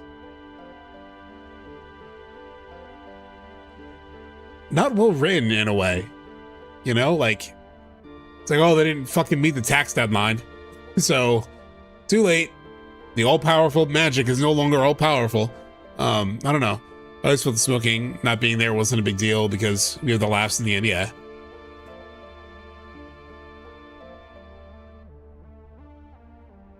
Like, if anything, maybe they just didn't have a very good, maybe they genuinely just didn't have a good explanation, so they threw one out. It's always been lame and unexplained. Yeah. It's a part of the ending that like always, I never understood. You know, maybe Remake, with the way it's written now, it'll make more sense if that happens the same way. But here's the thing. All right, chat, fuck. You're making me think. Because like let's say if Meteor Fall happened the way that we know it, and the live stream surges to attack the meteor to destroy it, we know that the live stream entering on the surface is what exposes people to Geostigma. Like, it's their interaction with the live stream when it, you know, runs across the lands that has that impact on people. If you've never seen it, I'm a little afraid of copyright, but it should be fine. I showed it in my video. Actually, that might be the safest way to do it, is to show this clip from my video. Not the one that you guys know, but another video that I did.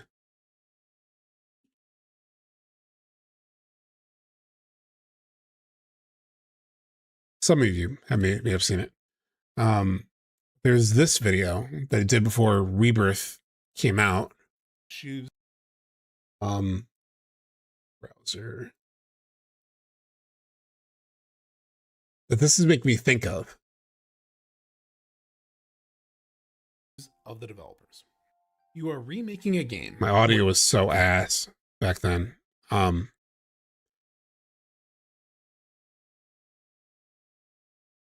this shit. So live stream stopping Meteor, right? In a second. the Lifestream stopping Meteor. If this were to still happen, it would mean the culmination of the story is the same, a half victory over Sephiroth that causes the Lifestream to wash over the planet and inadvertently spread geostigma, which is part of the destiny the party fought to undo at the end of Remake. I think so. This is from the anime that they released. It was like on the DVD extras for Advent Children, but it's about the kid. What's the kid's name again in Advent Children? Episode. The kid in Advent Children. Why am I blanking? Denzel. It's called episode Denzel. It's actually one of the best compilation things they've ever put out. Like, if you've never seen episode Denzel, it's actually really good. Like, it's genuinely like a good story. It's a better Denzel story than Advent Children. But anyway, but in it shows like the Lifestream washing over, Midgar in the middle of the night, and this lady who is Sung's mother that causes the Lifestream to wash, or no, Reeve's mother, planet, and inadvertently spread geostigma, which is like killed. Destiny. Like, she gets exposed to geostigma. It's like the first sort of like showcase of geostigma, the effects of like, it's like if the Remake trilogy ends with the Lifestream washing over everything, just that act of the Lifestream, people interact with the Lifestream, that sets up geostigma. Geostigma sucks. The planetary cancer. What is it? What is the thing you call it, Max? I forget. It's not planetary cancer. Space cancer. It's a fucking space cancer. Sephiroth contains Holy in the red thing in OG, but in re-series, he actually wants Aerith to cast Holy, so it's way different now. That is true. He does want Aerith to cast Holy. Everything about it sucks, space cancer. Every form of cancer sucks, for sure. Somebody at work, they're dealing with it now. In a way, any of this is leading to that is good by any definition. Yeah.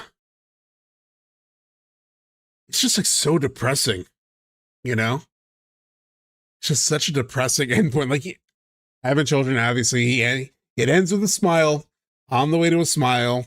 So there is a good story that comes out of it. There is a nice story about grief. Grief doesn't get solved overnight. It's a very like mature story in that way. It's told like shit. The dialogue sucks, but there's something to it. I get it. Goes completely against Katase's vision for the end of the story. Yes. Or Nojima's, literally Nojima's like version of the story. Like, keeping it a buck, let's be real. Advent Children was made to make some money. Even more than the Remake trilogy, Advent Children was made to make some money. Like, they wanted to continue FF7 stuff, and they had to build some logic, right? So Nojima did his best to write a story. He wrote the book to sort of like explain it as well. They found some ways to sort of like write something, and there are good bits of it. Just like there are good bits of Crisis Core. There are even, against all odds, in condensed YouTube recaps of Dirge of Cerberus, there's a couple of story things that are like, that's pretty good. I get what they're going for. So much of it is told like shit. Like, it's just not good. Most of the dialogue, including Crisis Core, which I know everyone loves, a lot of people love, but my god, the dialogue, fuck. I really dig several aspects of Advent Children, but it fundamentally got several things straight up wrong about its characters. Yeah, even just the portrayal of the characters and other. Yeah. And it's just so, like, it's the state of the characters. Like, the characters don't need to have a happy ending, even though Katase has said he wants the characters to be happy, which is a bit telling. So it doesn't need to be like a Disney ending, right? It doesn't need to be like a fairy tale ending. If you look at Evangelion Rebuild's ending, without spoiling it, there's a sense of progression and growth, but there's a bit of ambiguity. It's a beautifully done ending that goes in a different direction than the Evangelion series. So I think they'll try to strike that balance a little bit. And when you reach the end of Evangelion, the series, it's pretty depressing, pretty melancholic. You don't feel that way when you reach the end of the Rebuild movies. You're like, you feel generally pretty good for the outcome of at least the main character. It's like, I think one of the characters, I remember feeling like it was kind of fucked, but okay, Turk, have a good night. Sorry, I know I'm taking forever on this stream. If anything, the thing I'm looking forward to most in part 3 is Advent Children pandering. I can't wait. Cloud grasping his Geostigma arm in part 1. This shit is great. The Geostigma arm, man. That's like a moment so many people forget.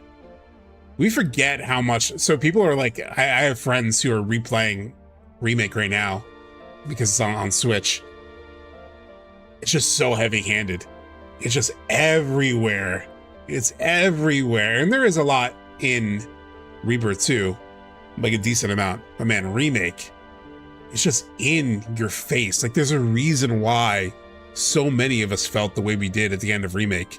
It's fucking insane. Like it's crazy. Like it's almost like you are crazy to walk out of Remake and think it was just a remake.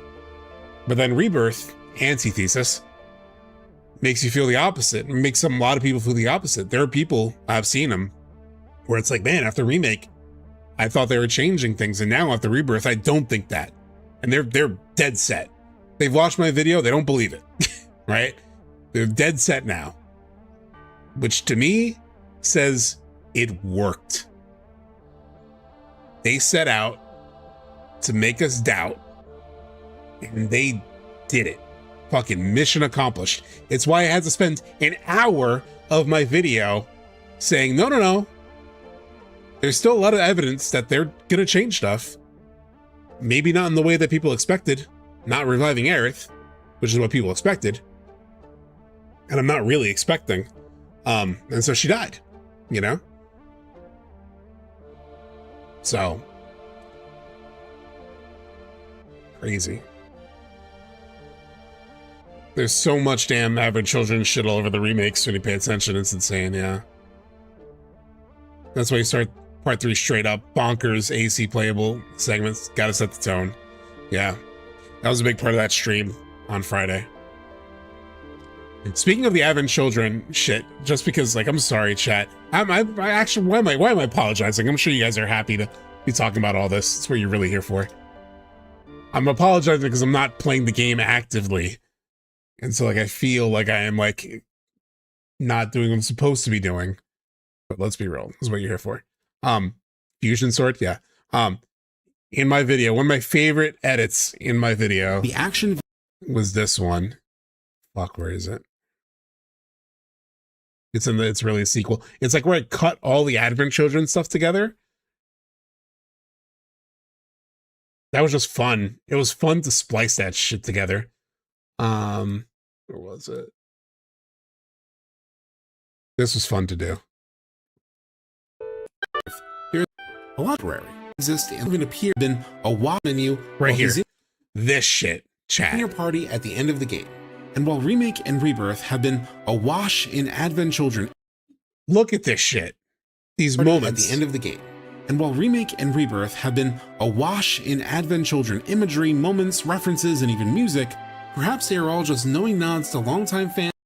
Like that edit, especially from like Cloud slashing in Remake to Cloud slashing in Advent Children, you almost can't tell. Imagery, moments, references, and even music, perhaps.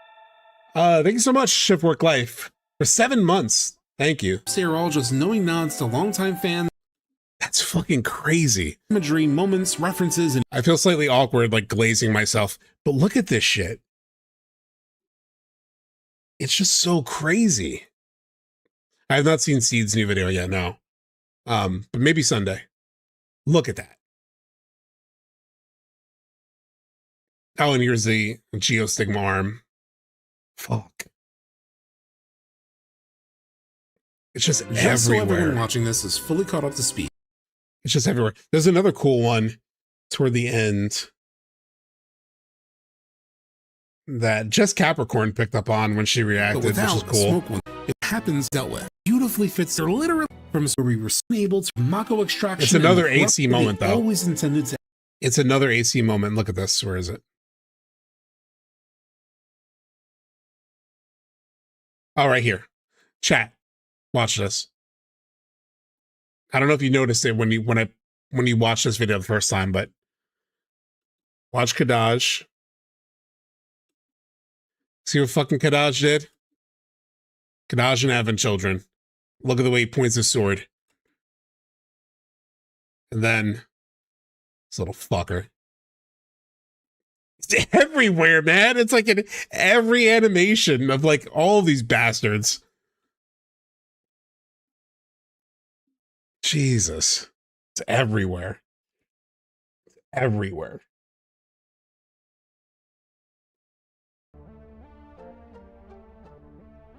Part 3 podcast, all the boys. Yeah, I mean, Max has been in chat before, and we've talked about it. Like, whenever they drop something, I would love to do a chat with you. Yeah, but we need something. We need something. There's not enough to talk about right now.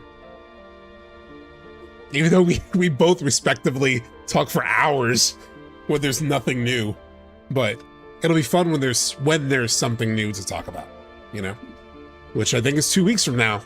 I think 2 weeks from now, and I'm down for whoever else, you know, if we want to get Blitz, we want to get Night Sky Prince or whoever. I'm totally down. Nico, totally down. Anyway, holy, how do we cast it? You must speak to the planet. With the white materia in your possession, you'll be able to form a link. Once that link is formed, you must entreat the planet. If your wish reaches its ears, the white materia should begin to shine pale green. Then it's all over. Oh, then it's all over. That's Cloud. The white materia was with Aerith. Yeah, all this stuff leads to retracing steps to obviously the water burial, like where the actual white materia dropped. But when she died, it fell from the altar. Thankfully, chat, we could just take an elevator down there. The elevators. In elevators everywhere. So it's over. Ho ho ho. Ho ho ho ho. Jesus. I can't keep doing the ho ho ho. Why, look at this. Huh? Oh, curious. There seems to be something about a key written here. I was grateful to be alive to witness the end. It's been years, yeah. Yeah. There are ancient runes. You can read them? Damn, you're just full of surprises. It's all Greek to me? Oh, it's all gibberish to me. Shinra Archeology, you ruined it. You ruined it with accuracy. It's all Greek to me is superior. I'm gonna have to make another mod. I'm gonna make the subtext mod. I'll just like take stuff I like from OG and Shinra Archeology Cut. You know, I'll preserve the good stuff like this. Like, it's all Greek to me. But yeah, this does make sense. You shouldn't be referencing Greece and the Greek. But nope, it's all gibberish to me. This isn't time for jokes. I'm not an ancient. Of course I can't read like this. But I've got a good pair of eyes despite their age. Take a good look beneath these runes. I'm still a little sick. I have barely touched my coffee. I don't even know why I bought it. There's something written in chalk, a key where the sun's beams do not reach. It looks like I'm not the first scholar here. Someone else must have tried to decipher this text, but for all their effort, they only managed to translate 2 phrases. A key? To what? That I cannot say, but I suspect it will help us unlock the mysteries of this place. Which leads me to believe it's somehow related to Aerith. There's a whole chapter, chat. There is a whole dedicated chapter just to revisiting the memories of Aerith, what the fuck happened. This should seem obvious, but actually playing it is just such a reminder. They just have this whole section to just explore this shit. It's gonna be emotional, it's gonna be fucked up. Can't wait. There's no telling us where we could find the key. Most likely, yes. So off you go, use these hints, and find the key. I'll stay here and see if I can't work out the rest of this, what the rest of this text says. Got it. We're looking for a key, someplace where the sun's beams do not reach. Okay, honesty moment in chat. How many of you didn't look this up? Like, just tried to figure it out based on the thing? So my experience was, I had the strategy guide when I played the game. I was a fucking baby. I didn't understand anything. So I had the guide, but look up the key to the answer to the puzzle, you know? I remember thinking about it. My memory of how I handled it was, I remember like looking at this dialogue for a while and like trying to figure it out, and I could not figure it out. So I finally looked at the strategy guide and it's like, oh, where the sun doesn't reach and the ocean, that makes sense. But I was not smart enough to figure it out. I found it by accident. Oh, that's cool. Imagine Aerith walking into a live stream looking at Cloud and said, "My time is up. It's been nice knowing you." I would break down. I do get the sense we're going to have another conversation with her. Like, my gut is we're gonna see her in a dream world somehow. It's going to happen, and like the real her, not the Genova Aerith, as we all know, as confirmed by Max in this stream, is real. But the real Aerith, the real Lifestream Aerith, we will have some final conversation with her, and yeah, it'll destroy everybody. The real Omni, yeah, the other Omni Aerith. We'll have Omni Sephiroth, Omni Aerith, and then Omni Slash. In the way it was always meant to be said or understood. God, we're looking for a key. So yeah, I just had to look up the fucking guide. Once you found the key or given up looking, be sure to come back here. Perhaps that by then I'll have translated some new information. Okay. Now I wish I got the key. Need a reminder? You're looking for a key someplace where the sun's beams don't reach. I should have just gotten the key before this. Fusion sword. God. They have to do this. Like, here's the thing. I've said this before, but Hamaguchi keeps saying everyone's gonna love part 3. Obviously, not everyone's gonna love part 3. Some people say it's dog shit, even when it's not. Even when it's like peak as hell, they're gonna be like, I can't believe they ruined it by making this bad part of the OG way better, but they'll find some way to say it. And then, but like, they know what people are looking forward to. And they keep saying, bruh, it's gonna meet expectations. Now, obviously it won't meet every expectation, but let's be real, there's like some big expectations they know. Fusion sword. Why wouldn't they do fusion sword? Why wouldn't they find some way to do fusion sword? Like, of course. Payoff. Remake. The whole remake Fate thing. They know people want payoff. They know people, oh my God. NSP sent me a screenshot because he's learning Japanese. Took a screenshot. Chat. The Japanese theory videos? I should translate my shit to Japanese. There's like a Japanese like theory website, or not website, theory channel. Bro, their like Rebirth theory video has like almost 1 million views. It's like 950,000 views. And from what I understand, people in Japan, the Japanese player base, are having the same conversations about the meta shit. The same conversations. So they gotta know, hey, players want payoff to Remake. So they can't be out here in marketing being like, we'll satisfy, and then not satisfy that. If you start looking at this stuff from a wider perspective, if they don't do this stuff, given the opportunity, then when exactly? This is it. No waiting for a remake. Yeah, it's over. It's Jover. It's binge over. How do I go back? Oh, here we go. All right, chat, time for me to get into a fight with fucking this weapon. Okay, no jump scare. I do not know where I'm going. Does anybody remember where the key is? Like, where on the map should I be going? I forgot where this is. I have my guide. I could look it up. Don't tell him. God damn it, silly dabbit. Isn't it by Lucrezia's fucking thing? It's by Lucrezia, isn't it?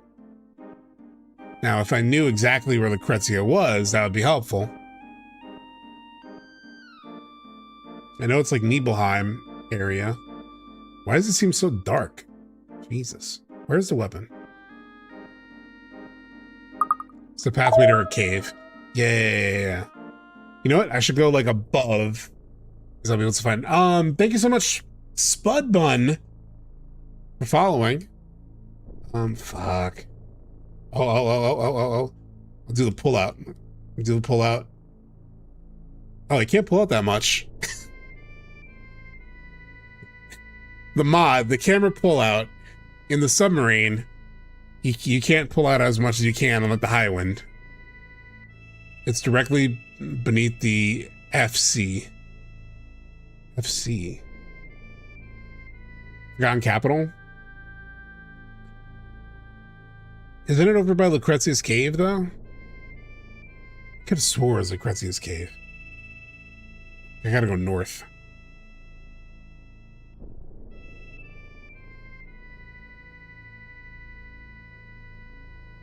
Genesis fighting Bornora Crater if you dig up a sword.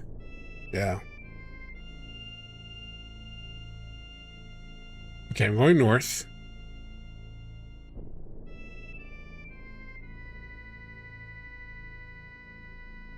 Is it like straight up over here? I could have swore it was like in the river. Oh. Because this river goes to... This is the river, right? That goes to Lucrezia's cave, I think.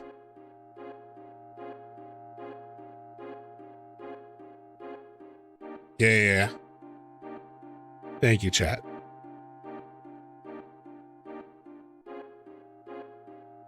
I'm pretty sure I'm going the right way.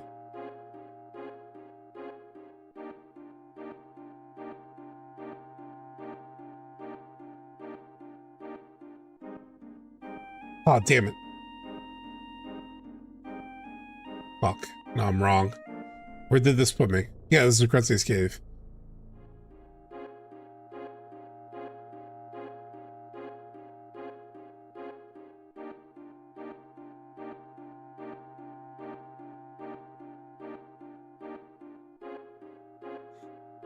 I don't remember the underwater being this dark.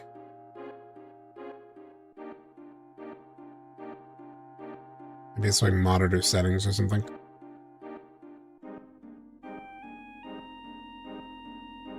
Should be near. Yeah, I remember it being near here. Maybe it's another nearby wall. Have you played New Threat 2.0? I haven't. I've been meaning to. Ever since I remember Max streaming it and it looked cool as hell. Oh, it's over here, I think. Right? Yeah. Right. Yeah, here we go. Oh, what the hell? Oh, they put some more textures in there. Bonus in dungeons for sure.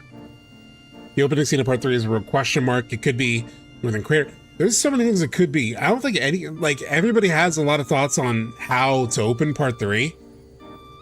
A lot of people, but it could be so many things. Like, I have no set idea. Maybe once there is a title And once we see like a little bit of a trailer, maybe I can figure it out, you know? Even though depressing part 3 will surely be, I wonder what point we'll actually get the Northern Crater this time. But we do Wutai and Rocket Town first. The only thing about like Rocket Town early on, it just feels like opening with Rocket Town just feels like such a, I can't help but feel. And granted, they could add stuff to make it work, but it just feels anticlimactic to start at Rocket Town. I guess it makes some sense because maybe the airship has some issues, but Sid makes it even better at the end of Rebirth. Like at the start of when he first meet Sid in Rebirth, it's a regular ass plane and he has to like go on a runway and take off. By the end of Rebirth, that shit is like maxed out. It suddenly like vertically lifts without a runway. Like that shit jumps 50 years into the future tech-wise. It actually makes no sense, but it's like a better fucking plane. Like I've heard people say, oh, maybe you have to take it to Rocket Town to get repaired. It's even better. It's an even better plane. It's been upgraded somehow. So I don't know. I mean, you could start with Wutai stuff. It kind of makes some sense versus like having Wutai stuff after Meteor's been cast, because then why are you like so caught up in the war? But I don't know. It just feels like I don't know. Starting at Rocket Town just feels weird. Don't you think we're going to Rocket Town just during the Meteor stuff? Yeah, it could be that. Like when you go up in the spaceship, you know? It is anticlimactic, especially when Cloud says, let's head up north. Yeah, it also is not set up at the ending of Rebirth. I've heard people say, like, on the way north, maybe they get caught up in the war and the plane goes down and that takes them on a side quest basically to start. But it's just weird to start the game not chasing the main story, you know? I don't know. Maybe we go straight to the Northern Crater because end of the game Rebirth. That's what I think. I think you just start in the snow. I think you start Icicle Inn, but there's a prologue that's fucked up. Either Advent children or whatever. Or young Sephiroth or whatever. A key, you don't think? Analysis complete. Precise age of object undetermined. Estimated to be several millennia old. We started every game and DLC either entering or exiting Midgar. I think we start part 3 with Zack leaving Midgar. You could do another Zack thing. There's a decent chance you do another Zack thing. It's just not as exciting as the first time you do a Zack thing, right? Maybe, okay, but maybe it's exciting if you realize Zack is in your world. Then it might be exciting to start with Zack, because then you're like, oh shit, we're in the Beagle world. Oh shit, Zack is where we are. Oh shit, cuts a party, you know? So maybe you do open with Zack, as long as opening on Zack establishes that he is in our world, because then it'll be like, oh, okay, that's some new shit. We wanted that. We didn't know if it would ever happen. We assumed it was gonna happen. So it starts to set up, you know. Oh, he will be staring at a Beagle stamp running around. They will make sure we see that as players. It won't mean anything to him, but we will for sure see it. This was the key to the ancients. All right, chat, we got it. All right, let's see. Getting out of the cave.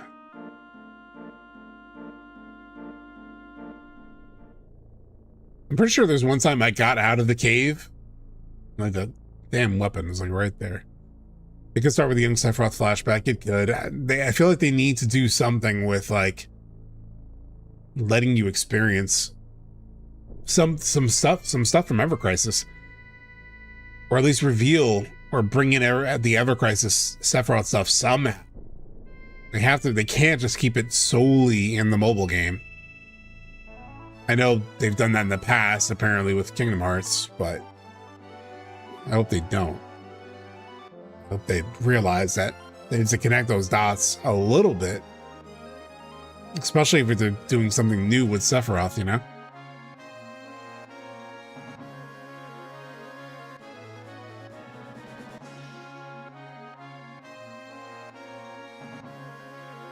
Am I not over it? There we go. Oh, it's a slow walk. What is this? Hello? You got a second cloud. Rufus is saying he'd like to talk to you. So I did get a heads up about this from the Shinra Arch guys, that there was like something with Rufus,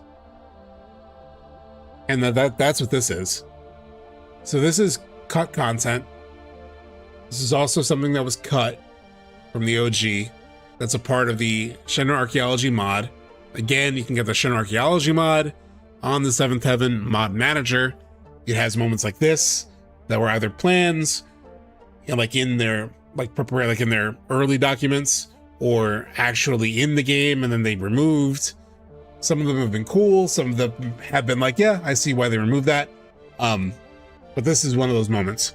So we get the ancient key, and I didn't know when the Rufus conversation would happen, but it's happening here. So we walk back into Forgotten Capital, and I get a call from Cait Sith saying that Rufus wants to talk to us.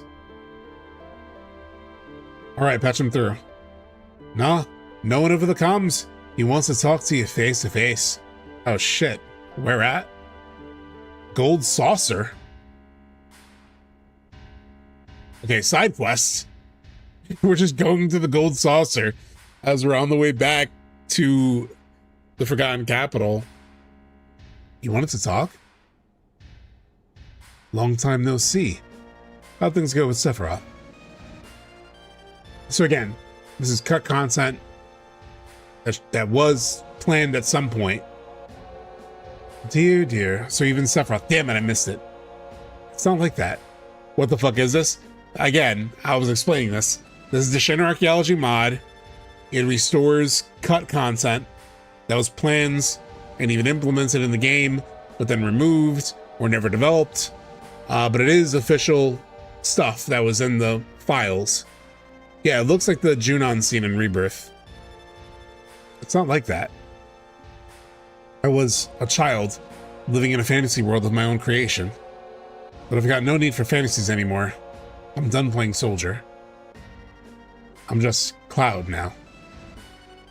See. Well then, just Cloud. That meteor is going to collide with the planet any day now. This is a weird conversation to be having. What do you and your band of heroes plan to do about this crisis? We're trying to help the planet get help. The planet and the ancients. We'll combine our power with theirs and... Huh, you want my opinion? Your plan sounds like a fairy tale. The kind of thing you tell a child. It's kind of a bad scene. I see where this is cut. Yeah, Kofi. Yeah, me too. Let's talk reality. That meteor is being summoned here by Sephiroth. In other words, if we take Sephiroth out of the picture, it'll change course. That's what we're aiming for. We're going to defeat Sephiroth. Preparations are already complete. It's basically setting up taking the Sister Ray from Junon, bringing it to Midgar, but it's just better how they ended up doing it in the OG game, in the final game, where it just happens. And then you find out, oh shit, they moved the Sister Ray. And like you see Midgar with the Sister Ray, you're like, oh my god, like it's crazy. It's cooler. I'm glad they cut this for sure.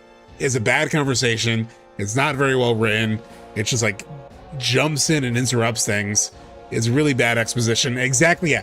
Exposition we don't really need at a time we don't need it, right? We have all this momentum. Stinky scene, yeah. We have all this momentum going back to the Forgotten Capital, and we get ripped out of it to go talk to Rufus. And I would imagine that in the original plans, you probably needed to like leave and take your ass over to the Gold Saucer, which would have added to it. I would assume that the mod, and if the guys were here now, but it's too late for them, if the guys were here, they could probably like tell us that, you know, they ended up stitching these scenes together for you so you don't have to travel. I assume that's what the mod did. That would make sense. Otherwise, it would just be a big pain in the ass. But I think they do want you to experience this, you know, just to see it. That's the point of this whole mod. What you and your friends do is your business. Just don't get in our way. This is the last chance we've got to come through things alive. Erotic, coming from him, since it seemed like he died, at least before Advent Children. Let me ask you one more thing. What makes you all so foolishly confident you can save the planet? Aerith. Come again? You wouldn't understand if I told you. It's genuinely a bad scene. It's just a bad scene. It's just way too much exposition exactly when you don't need it. Aerith, I know you'll come through. It's kind of cheesy, too. Very happy they cut that. Oh, they put us back in the... What now, Cloud? Got any good ideas? God damn it, it took me back here. It feels very forced, yeah. Yeah, it's a good thing they cut that. All right, back to a regularly scheduled program.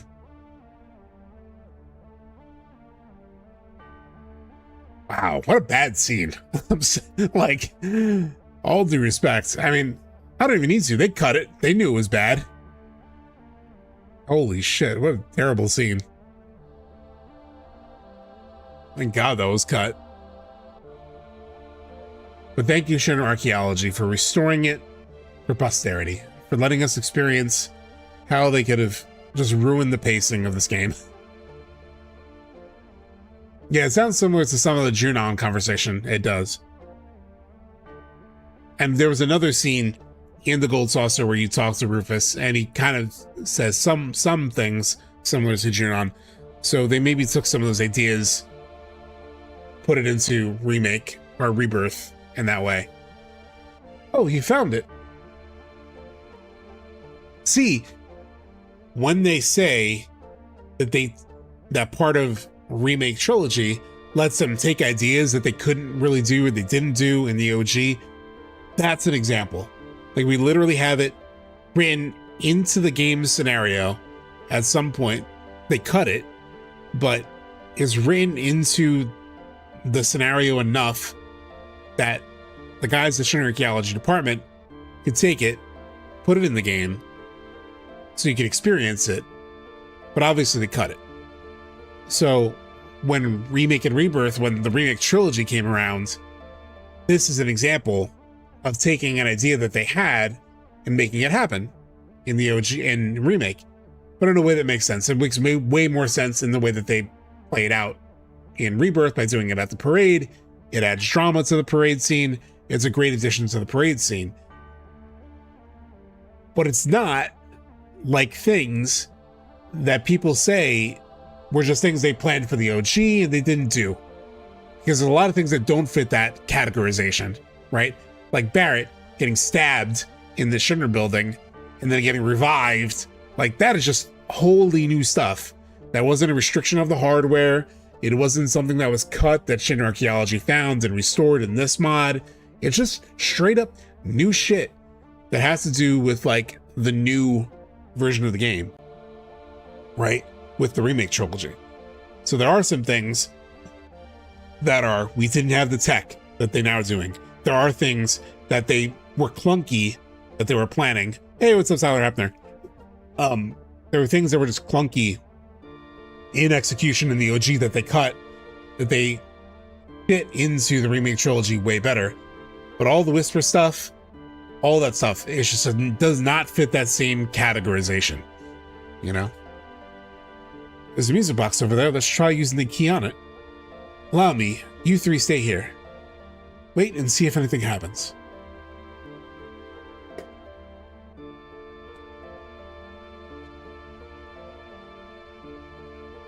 Midgar's me crazy, yeah. Oh.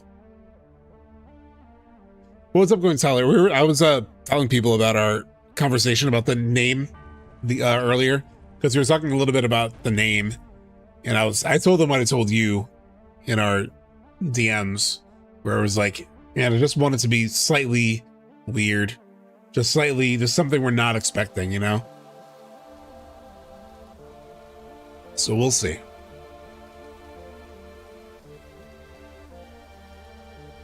Oh, that water animation looks very different in this mod. If we go then, I wonder what awaits. Hope or something else.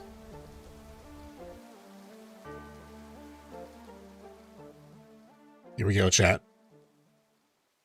I see this curtain of water. It's like a screen. Look, an image is being projected. Needs to be surprising and unexpected, yeah. Garrett being killed and brought back shows how far the planet tries to protect the fate. Not only that, it shows the planet powers and what Sephiroth could achieve. Yeah, exactly, Roland. 100%.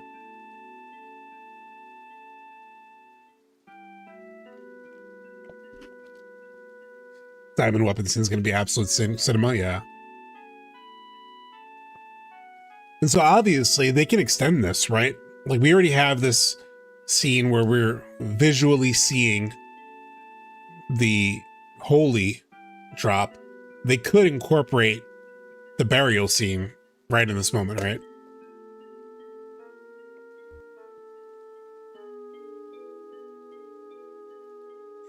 Makes a lot of sense. It's shining. Ho ho ho ho, indeed. Pale green. Aerith. She already prayed for holy. After I handed the black materia to Sephiroth, Aerith appeared to me in a dream. She told me something. Interesting. Something, I don't know. I could be overthinking it. It's kind of what I'm here to do. So I could be overthinking it. But Cloud says Aerith already prayed for holy, right? So I wonder in Rebirth, when we hear her prayer, we assume that the prayer that we hear is the first prayer. And it does sound like that. She's like, forgive me. I don't know how to pray. I just wonder if when she says, like, can you protect my friends, if it's like a second thing she already prayed for. Never mind. It's not a good idea. The holy material wasn't pale green in Rebirth. No, but it also wasn't here either. It was after the prayer that it turns that way. Like, basically when it falls into the water, when it's like sitting at the bottom of the water, the color of it changes. So she said the only one who could stop Sephiroth was her, and that the secret to how lay here. That secret is holy. She learned about it all here, about the white materia, about why she carried it, about what she had to use it for. I wonder if we can see that. Or what if, Chad? Okay, this could be cool. As like an expansion. What if you get to play, at some point, they let you actually play the moments leading up to the prayer, like as Aerith. Like, what if you somehow, like, kind of like the trial scenes in the temple? Like, what if they let you sort of like play through the lead up to it, and you maybe read some of the things that Aerith read leading up to going to the altar. So you like retrace her final steps. Retrace. Could be kind of cool. Oh, I like that. Yeah. Could be kind of cool just to see what she saw in the capital before we got there, what she was thinking about. Could be kind of cool. The more they let us control other characters in the story. Yeah. And they have a lot of it. Especially in the next game. Tifa's gonna have a huge portion, potentially Sid. Like if they keep the Sid leader thing, Zack, obviously. So yeah. You literally just described my dream opening for Remake Part 3. Yeah, like, so maybe that's one thing you could do. Fuck, that could fuck with you, right? Like, if you open Part 3 with retracing Aerith's final steps, so it's not like you're playing as her after her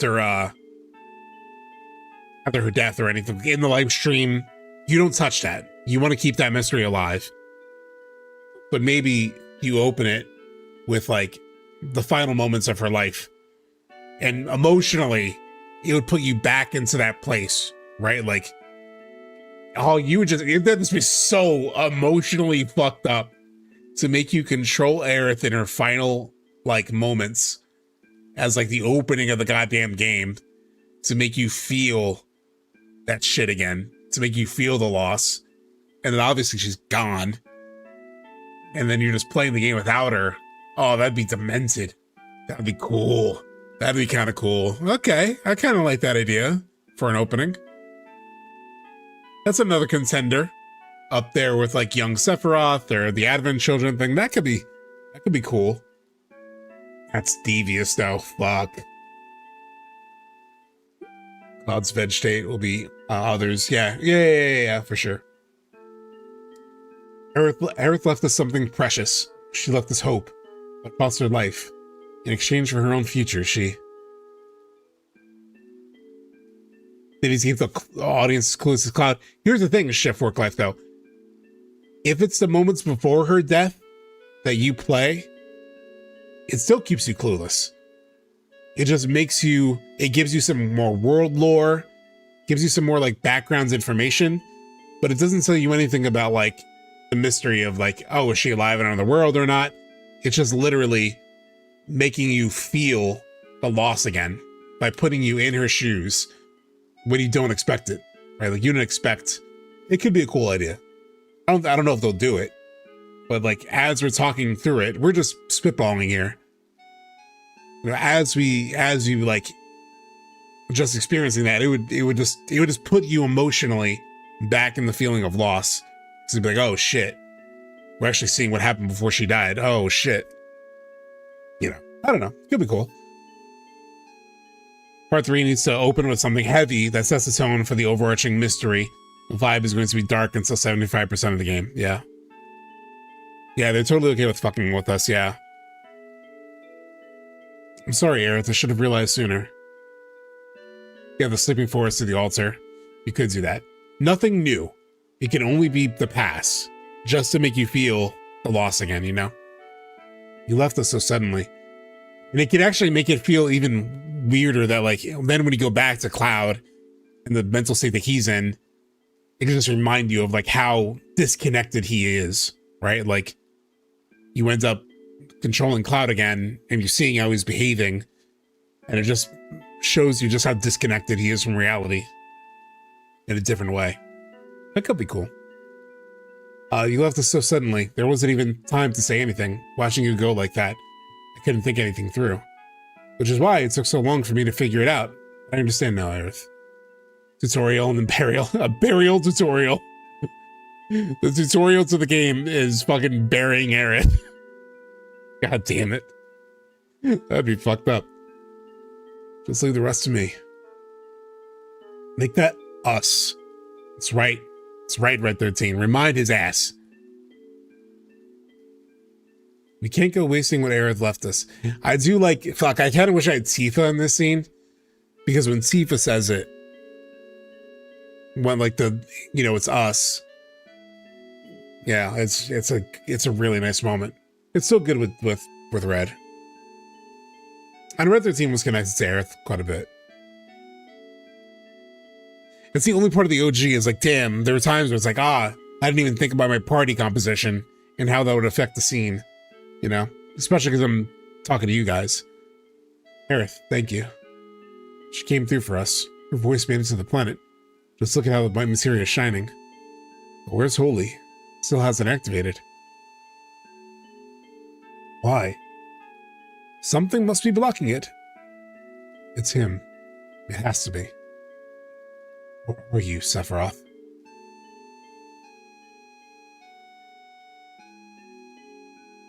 Like kidding, it's also Bugenhagen. Alright.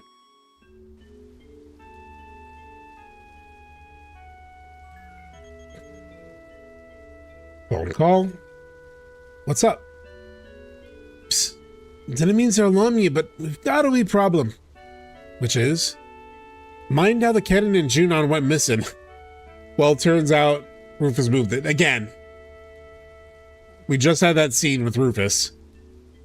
It's just so unnecessary. Because right after going into the Forgotten Capital and doing the scene, now we just see the outcome. This is the cooler way to experiencing it.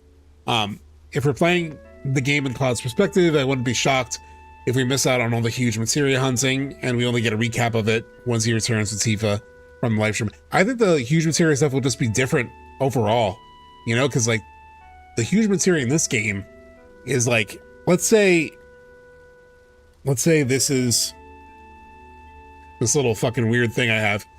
Let's say this is regular materia in the OG. The huge materia is this. It's like a slightly bigger materia that you could store in Bugenhagen's attic. Like, it's now attached to weapons. Like, they're the size of buildings. So I think it's going to be just different overall how they handle all that. Mind how the cannon and weapon in Junon went missing. Well, it turns out Rufus moved it. Is that booze? No, it's Dunkin' Donuts. It's a cold brew. Coffee materia, yeah. Moved it, that giant thing, to where and why? He's planning to loot Sephiroth with it. Gotta head out for sleep. 6 a.m. comes early. Oh man, early wake up. Have a good night. Thank you for hanging out. Especially on a Thursday. Thank you. Actually, a lot of people here. 141 across both platforms on a Thursday. I don't stream on Thursdays. I sort of announced it kind of late.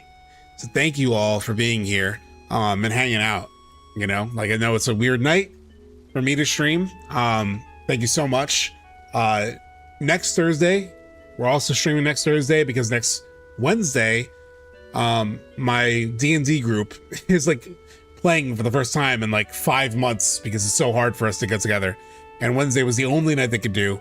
So I was like, okay, I will move my stream so that we could play. And so Thursday night, we will stream again. And then hopefully, fingers crossed, the following Thursday, February 12th, the rumored state of play, we will hopefully be here again. So 3 Thursdays in a row. I'm not watching Crit Roll tonight. Wow, fail. Well, I don't know how to pronounce your name exactly, but to get priority over Critical Role is like a huge compliment. Thank you so much. I'm not the Dungeon Master, no. One of my friends is. I just play a character. I'm a gnome rogue. But yeah. That cannon's powered by Magnus Materia, but Shinra's got none left since the rocket mission. Which means it was useless sitting there in Junon, so decided to move it somewhere else. It's happening, brother. It's happening, Tyler. Somewhere there's plenty of materia. No, plenty of Mako to power it. And where's that? This is so much cooler than having that shitty Rufus conversation that we saw. You'll watch Monday? Okay. I need to like watch a Critical Role. I went to a Critical Role recording once in New York. They did like a live show. And I've like watched some here and there, but I never like watched a full campaign through. Just because the episodes are so long, like 4 hours, you know?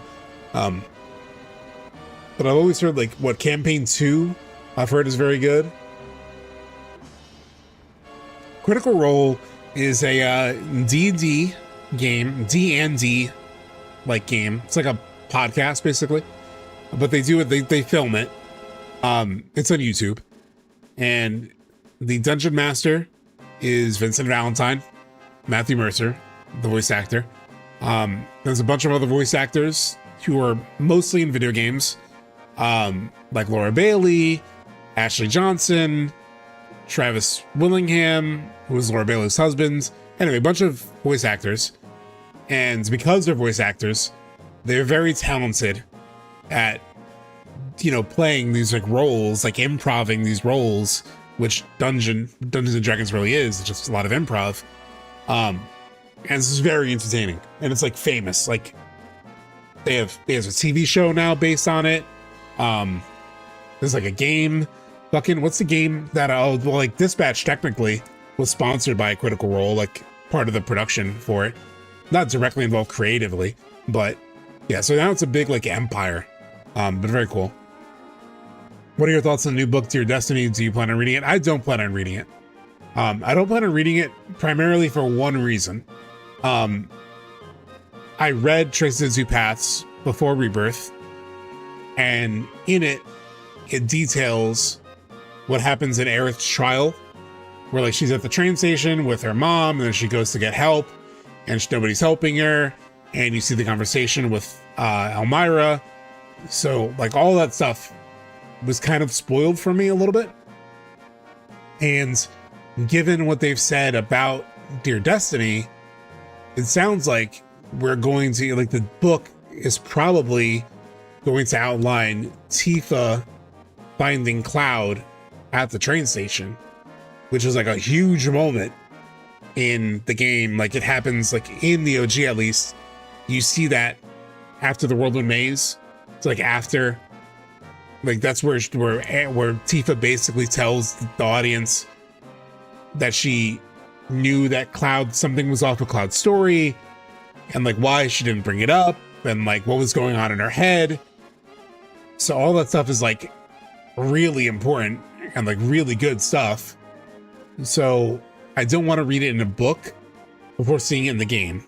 Like I just want that pure experience when they do that in part 3, because they have to do that in part 3. So I don't want the book to potentially spoil that. I will read the book eventually for like extra detail. I don't want to read it beforehand, you know. There's some pre-part 3 catharsis with it. I want to save it all for part 3 first and then read it. Yeah, that's the other thing. That's another good point, Tyler. Is like if you read it before, you almost like once the game is over, that's it, you know. Versus like when I beat part 3, then I read the book. I have like something else to look forward to. I can like read the book and I can get more information, you know. Yeah, read it after Rebirth, which is probably a good call. Yeah. I see. So this is Reeve's turning point. Yeah. Don't worry, Reeve. There won't be much to manage. We just need you to open the floodgates. Yeah. I always love doing his laugh. Another brilliant plan from our president. Only an inspired mind can figure out that defeating Sephiroth will get rid of the meteor. It's like eating snacks before your meal and spoiling dinner, yeah. And I hope you won't forget, Mr. President. It was my idea to fire shells using Midgar's Mako reactors. That laugh reads like Jennifer Connelly sounds. You're sure this Mako cannon will be able to reach that far north? Yeah. I'm doing it a little bit more like fucking Ace Ventura. Yeah. Of course. And please, Mr. President, don't call it a Mako cannon. This cutting-edge weapon has a name. The Sister Ray. Excellent acting of Heidegger's stupid horse laugh. Thank you. I try.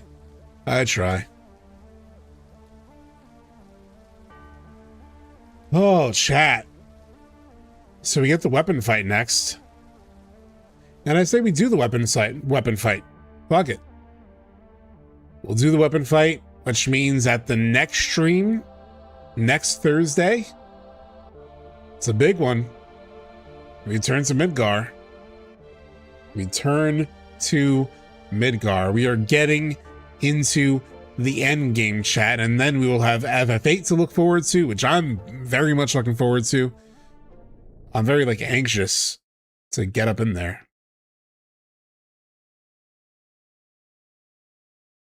Okay, we'll do a live. What is this? Oh, this is the hear the weapon. That's right. At first this is something new. Yeah, it's the weapon. Okay. At first, I was like, oh wait, I forgot that. Yeah, it interrupts you before you go into the thing. But what the?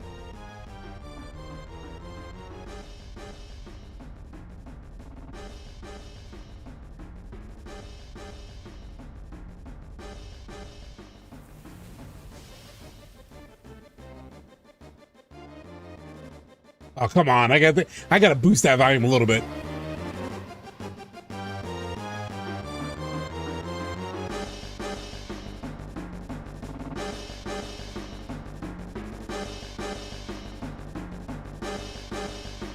This song is so peak.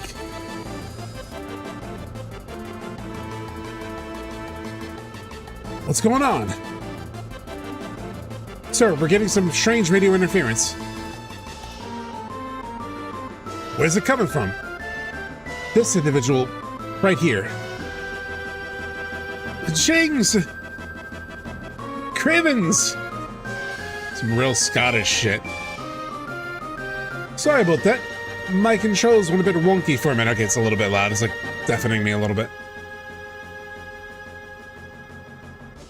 Anyway, I've got some bad news. A weapon's just come up from the ocean, and it's heading straight for Midgar. They should be fine with that cannon, right? Don't know if it'll be ready in time. I'm butchering this accent so bad. Hold up, what about Marlene? Don't worry, Marlene's safe, along with Aerith's mum. The weapon scenes in part 3 are gonna be generational, yeah. This is the first weapon in, oh no wait, in the lead to Midgar, you also fight a weapon. Barrett, what's with the big sigh? As long as Marlene's safe, who cares what happens to everybody else? Is that it? You know what? There's something I've been itching to say to you. How many folk do you think died when you blew up the reactor in Sector 1? We were fighting for the life of the planet. There were always going to be a few casualties. A few? A few, is it? Well, might have been just a few to you, but the ones that died, it was everything. Protecting the planet? My left paw. Aye, it sounds pretty good when you put it like that. Who's gonna fault you for doing something so noble? But that doesn't give you the license to do whatever you want. It's hard to read this.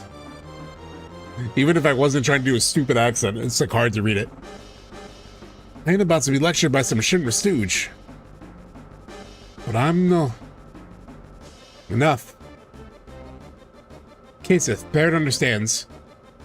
What we did in Midgar can never be forgiven, no matter the reason. Isn't that right? We haven't forgotten the suffering we caused. Which they did such a great job in Remake of like building up even more, you know? I get it, Cait. You can't quit the company because you're worried about everyone in Midgar, right? Cloud? A weapon? Such a great moment for Tifa here too. You know, like wrangling everyone. Like I mentioned this on Twitter this week of how like in Traces of Two Paths, one of the things that Traces of Two Paths does really well is it gives you a lot of like insight into Tifa's character. And she talks about this in Rebirth. And the big thing, one of the big things about her character is like she doesn't really like assert herself enough.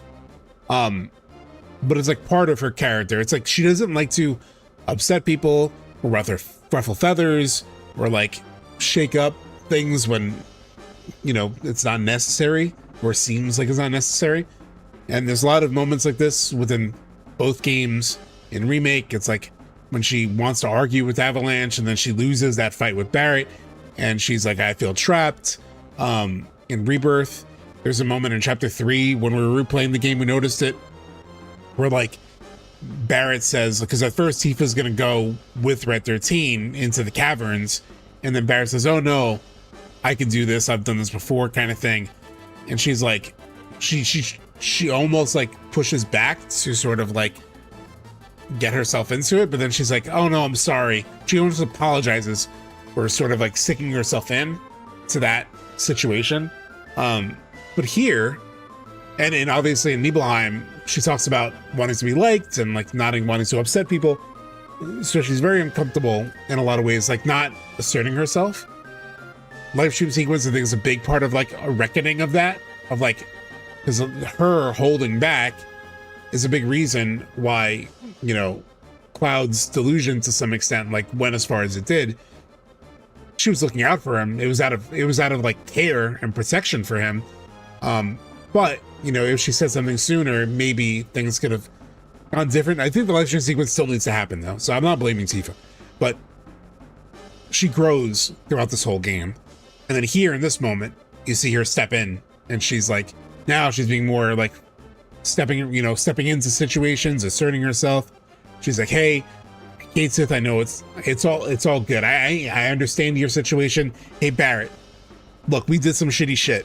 Like, she's like stepping in, and she's like really having a really nice moment here. I just wanted to like talk about that for a second, because I hadn't really thought about it until like going through the scene again. Yeah, the scene where they get released from the northern crater needs to go so hard. Also, the giant eyeball in the background in the scene during Cloud giving Sephi the black materia. Yeah. By the way, Barrett rewritten in the Remake trilogy along with Cait Sith as Godsend. Both Barrett and Cait Sith sound like hypocrites here, and it doesn't do the characters justice. Well, I think Barrett's like hasn't really come to terms or like really acknowledged that part of himself, that like his real motivations for what happened. Her insecurities make her doubt herself. Yes. Not only that, she is so caring, she is willing to step on her own self and belief to please people. Yes. 100%. Like, it's out of care that she doesn't assert herself, you know? But in that's a very real thing. There are people that are very much like that. That's very much like sacrifice their own happiness, sacrifice, you know, do a lot of sacrificing for the sake of others. And that is like core to her character, but at a certain point, it can be a negative, like this is an outright negative. And you have to sort of like find a better balance with that. I would say even my own mother in real life had a bit of that, you know? And so, you know, through a lot of my childhood with her, my relationship between my parents, she wasn't like that. Only now, later on, after divorce and all that, and actually my parents are amicable, but my mom has found her voice a lot more, you know? So it's a very real thing. Moving in my mind, we're gonna take it down ourselves.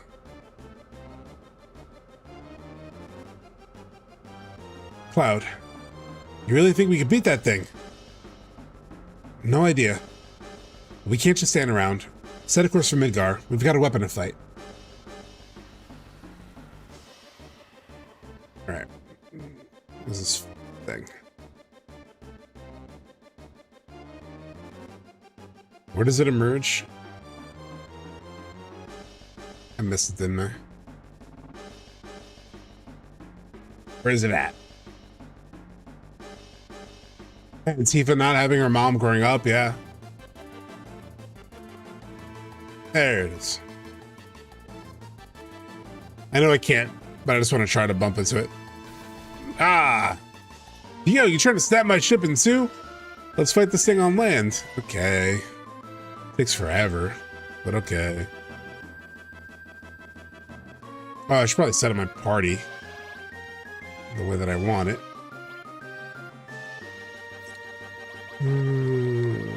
See if I have Interior. She does. Okay. Let's use a tent. Alright, chat. Let's wait for this damn thing. Yeah, I need that 3x speed. I do. Except I can't get the 3x speed without breaking my mods. it's a cruel irony that they finally have a way to give the 3x speed, and I can't use it. Although Blitz was saying something about how, like, I think a lot of those gameplay modifiers might just be like files that you could drop from like folder to folder. So I wonder if there's a way to sort of like get those mods out of the re-release, just like take it out of the folder for the new version of the game and drop it into the old one. I don't know how he figured that out. Maybe it's from like another Final Fantasy that has the boosters. Like that's how it handled it. I'm curious if you can, because that would be cool. Yeah, about this diamond weapon fight, I think you'll be fighting it with the high one. Yeah, totally. I definitely agree with that. Personal theory, I think airship combat will happen in the speed of the pace. Yeah, for sure.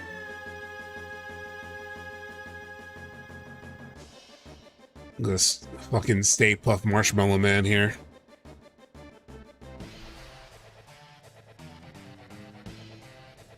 Here we go, chat. I probably should have saved too, shouldn't I? I'll be fine.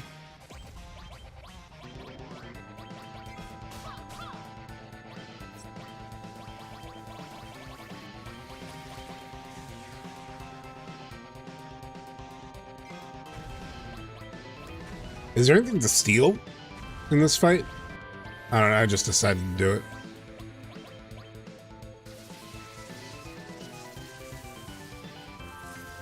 Yeah, it's a chump. It's not a hard fight, from what I remember.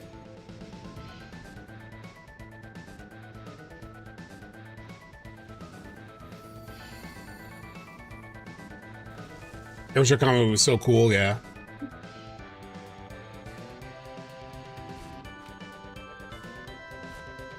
Couldn't steal anything.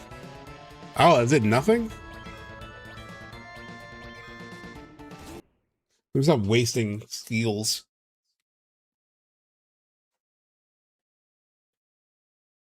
I gotta find out if there's anything to steal. There's a weapon to steal? Okay. I kind of thought so. Let me just double check.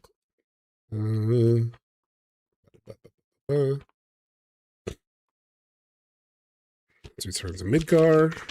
We're reaching the end, chat. We're reaching the end.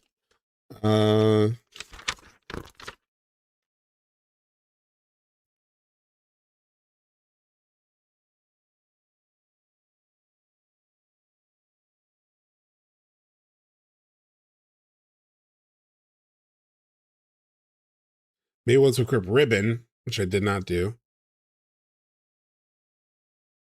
I don't think it mentions the steel.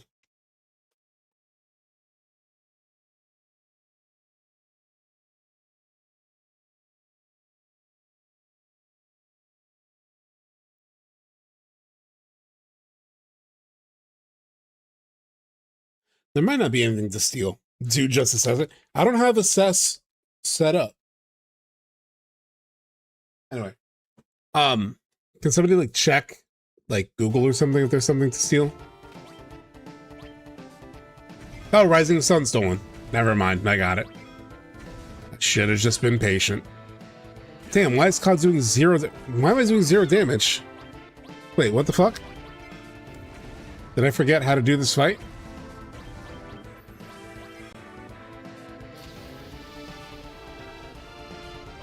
I guess I can only do magic? I did not think that was the situation, but... Magic only. I guess it makes sense. Let's do Co-Meteor.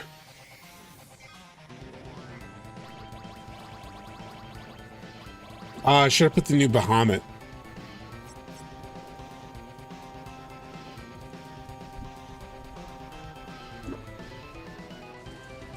If you can't steal, we'll say couldn't steal anything. I know the nothing to steal, yeah. But I was just doubting myself. I don't want to waste turns. Even though I wasted turns with physical attacks anyway.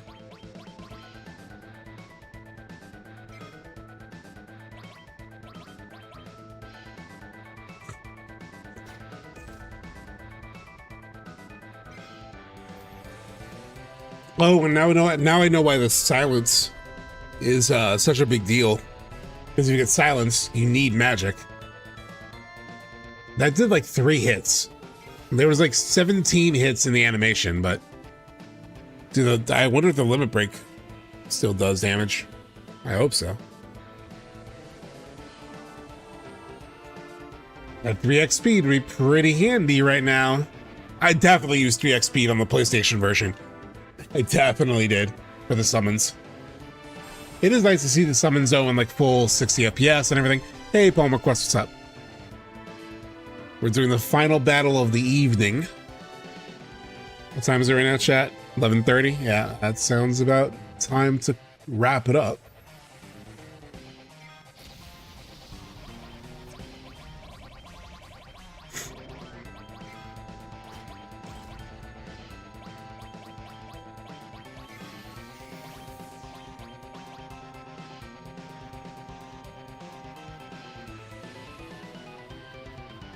Rocking the nail bat? Yeah.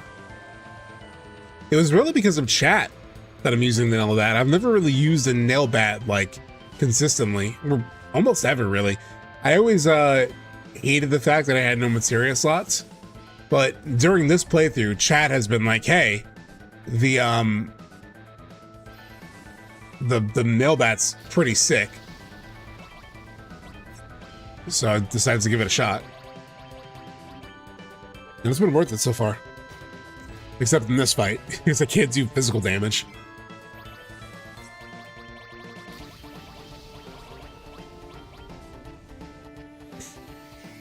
Rebirth Flame. It's on brand. Someone says he have again? Odin? Yeah, Odin was good.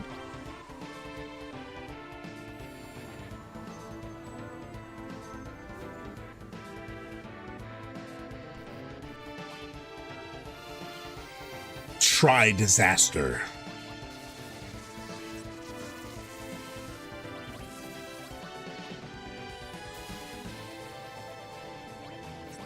Damn. Why don't we get magic to use with her? I just have her summons. I didn't put any like magic attacks on her.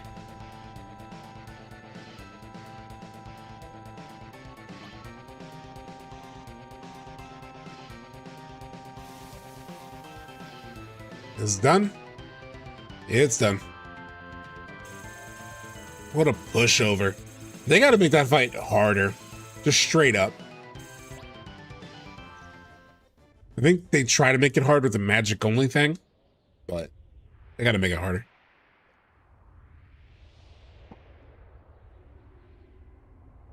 It will be. Oh my god, what am I saying? I'm the guy who's like got my ass whooped in Remake Trilogy boss fights on hard, especially.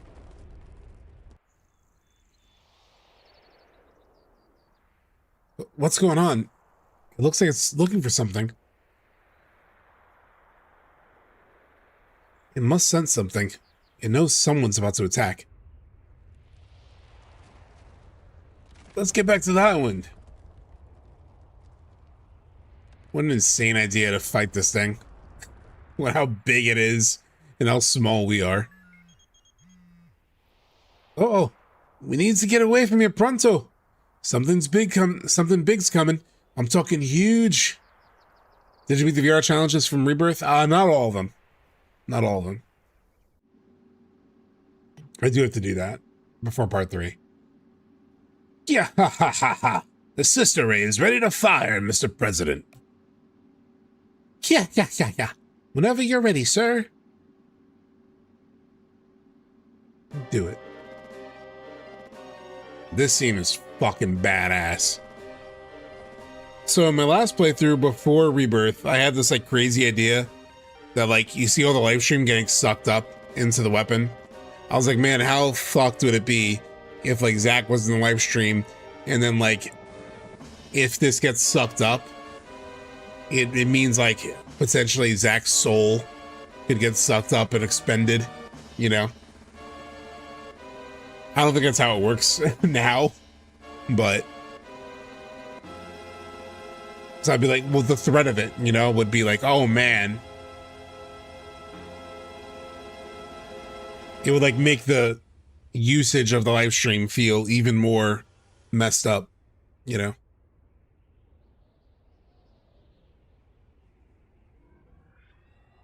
Yeah, just sucking up people's souls, memories, yeah. First time seeing with this mod, it's very nice. Yeah. Get back to hard mode playthrough eventually. The thing is, like, when you step away from Rebirth, and then you go back to it on hard, if you don't have the muscle memory from the combat, it just makes it so much harder. So I'm kind of dreading doing the VR battles because I'm out of practice. God, this scene is so cool.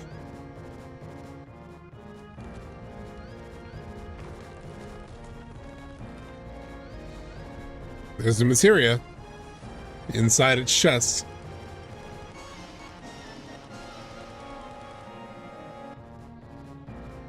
Where's it firing? Dying to see what they do with the scene, yeah. Midgar. Marlene!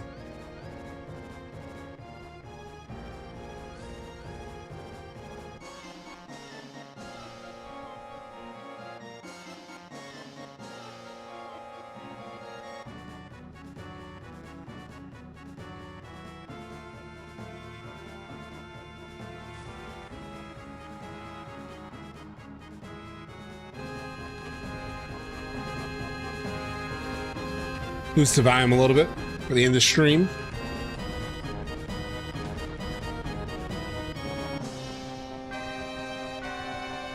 Holy shit! It went clean through the weapon. I see now, they're targeting Sephiroth. They're aiming for the crater up north. First time I saw this, so cool. I was like, oh shit. Will it work? Will it work? Will it work? Oh my god, it worked. Report. The weapon has been felled, and the barrier around the crater has disappeared.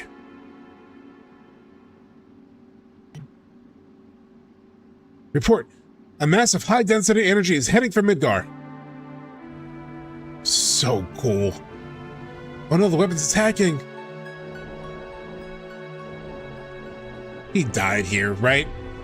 I know he didn't in Advent Children, because let's be honest, Advent Children, it shows him like going down. It kind of looks like he went down. So I could see maybe it wasn't retconned, but it feels like a retcon. In the books, there's an escape hatch. There is. That's how they explain it after, years later when he wrote that book. But it feels like the intention was he died. You know, like, I mean, come on. It does look like he went down. It does look like he went down. So maybe I'm just being cynical. It looks like he did. The way that my interpretation, I think everyone, before the books came out, before Advent Children revived him, we all thought he died, right? For those of us old enough to remember before Advent Children. Escape hatch with a giant McDonald's slide. It's literally that. I wonder what happened to Sephiroth. Come on, let's go take a look at the Great Cavity. So it's finally time to settle things with Sephiroth. I wonder what's happening inside the Great Cavity. Do you think Sephiroth's just sitting there, waiting for the meteor to hit? I think this all started with a bunch of flyers. That's what we used to do back when Avalanche was young. Go around and pin them up on walls. Now look at us, going up against Sephiroth. We've come a damn long way. Is today finally the day? So being Sephiroth's gonna save the world, huh? I won't say I'm not scared, but I'll try my best. Let's hurry to the Great Cavity. I forget he's like a kid. Sephiroth isn't our enemy. He's the son of the woman I love. Yo, the first time I saw this dialogue, I was like, huh? What? Am I about to commit another sin? Or am I atoning for my previous one? Taking action where I were before. Is this the first time we heard this? I forget. Now I'm second guessing myself. Was this the first time I heard this? I feel like it was. Yeah, because you only really know it if you go to Lucrezia's cave beforehand, right?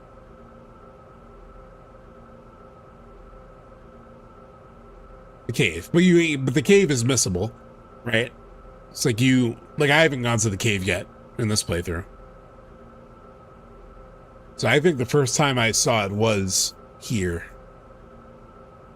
There's a crazy bomb in missable dialogue. Am I about to commit another sin? Or am I atoning for my previous one? Taking action where before I only stood by. Yeah, you did only stand by. You got cooked. Okay. Wonder what Sephiroth's up to. Let's get to it.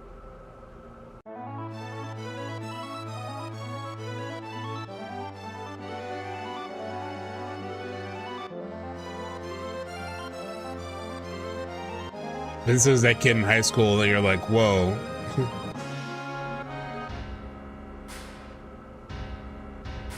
The energy barrier is gone. Sephiroth is exposed. Sid, can this airship get us inside? You kidding me? With my prize pupil as pilot, ain't nowhere this thing can't go. Right, of course. Prize pupil. Part of the Shinra 8 or whatever. Yo, Cait, Sith, what is it this time? Just a moment. Scarlet, Heidegger, what's going on? Here's where the Reeve connection makes no sense. He's obviously not doing this. Well, they do catch him sort of doing a Scottish accent at some point. It just doesn't make sense how he manages having conversations as Cait Sith and then like, I don't know. We'll figure it out in part 3, I guess. No idea. President's not responding. Nah. Yeah, here he does it. He does it. No, not with Rufus. With the sister Ray. Yeah. What's this, Reeve? Trying out a new accent? That doesn't matter right now. He's keeping it up. Oh my god, he just keeps it up. Holy shit. Was this part of like Lost in Translation?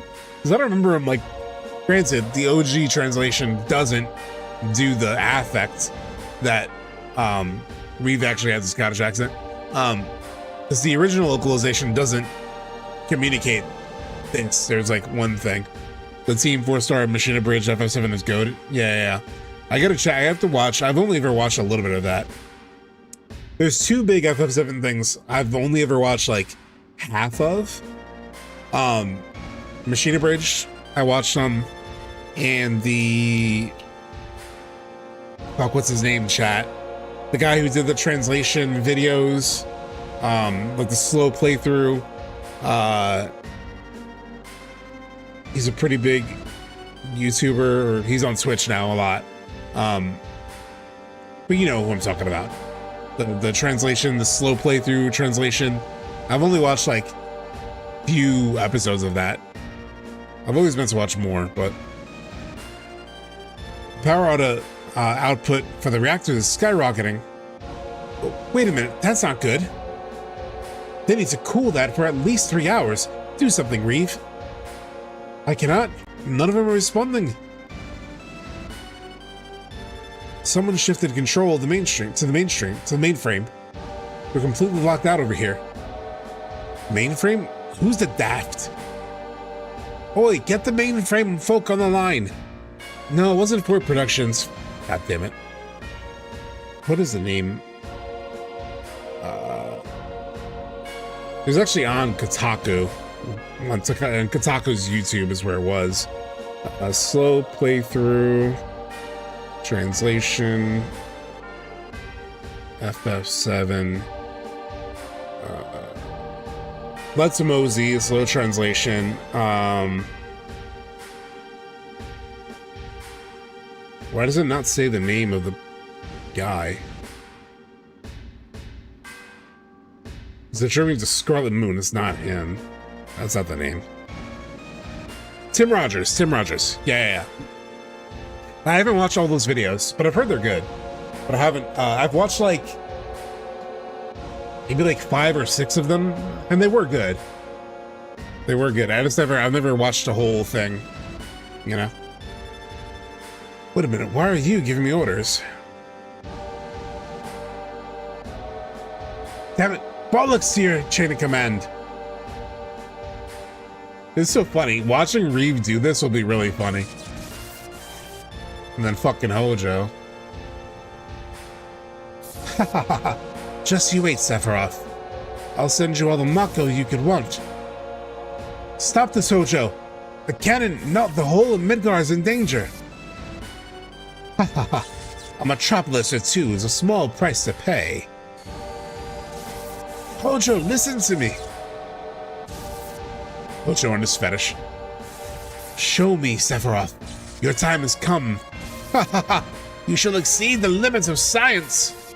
Loath as I am to admit it, the laws of physics are powerless before you. I ask only one thing. Show me what you can do. Hojo the P. Diddy of Shinra. Yo, Cait, do something. I love the little walk animation. I'm afraid the situation is beyond repair. Hojo's taking matters into his own hands. Wait. What? Oh, so now he used the Reeve voice, and then he switches back to his like accented voice. What? I mean to say, Hojo's after Charlie. Cat's out the bag, Reeve. Guess there's no point trying to hide it, no. Hey, what's up, Premier? Can you shut down the Mako reactors?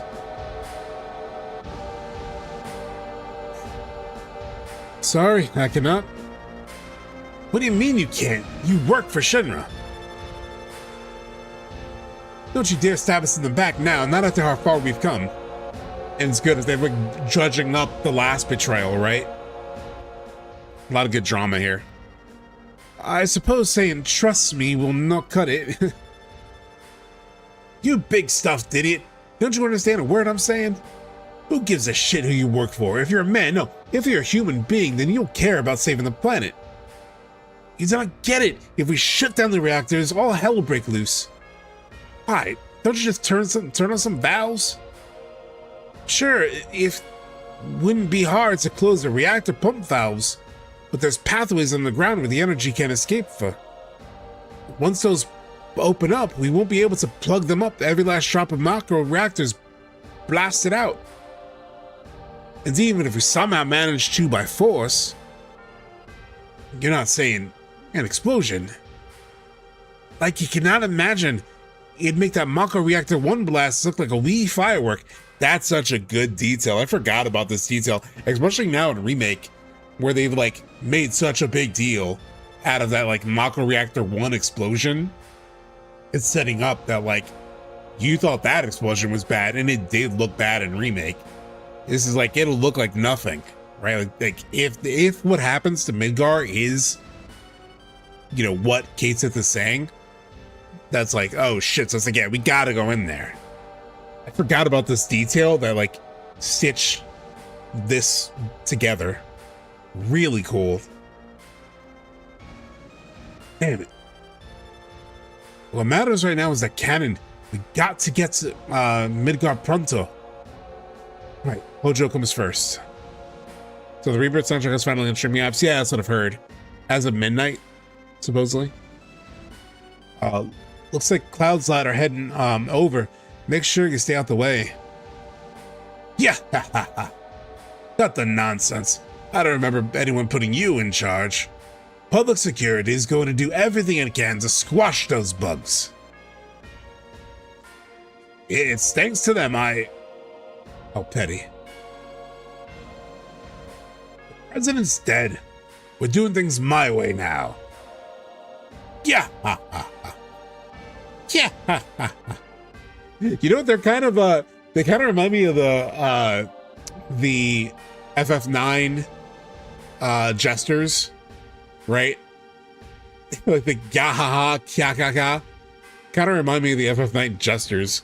They were a lot goofier in some ways. They weren't like, yeah, Zorn and Thorn. Yeah. I just had a wonderful idea, Heidegger. Let's use that new weapon of ours.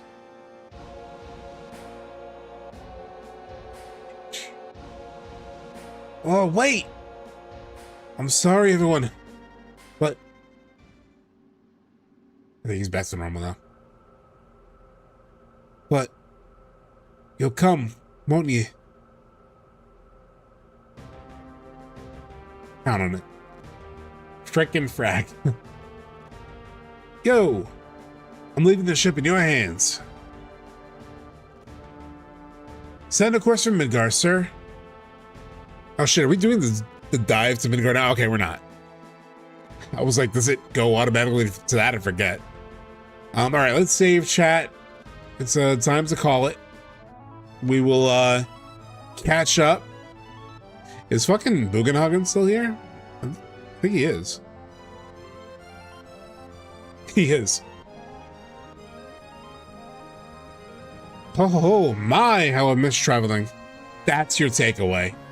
That is your takeaway, Bugenhagen. We literally just like flew past a giant ancient weapon, and your takeaway is, wow, I've missed traveling. Didn't think about that dialogue. I did not think about that dialogue. Oh, let's see.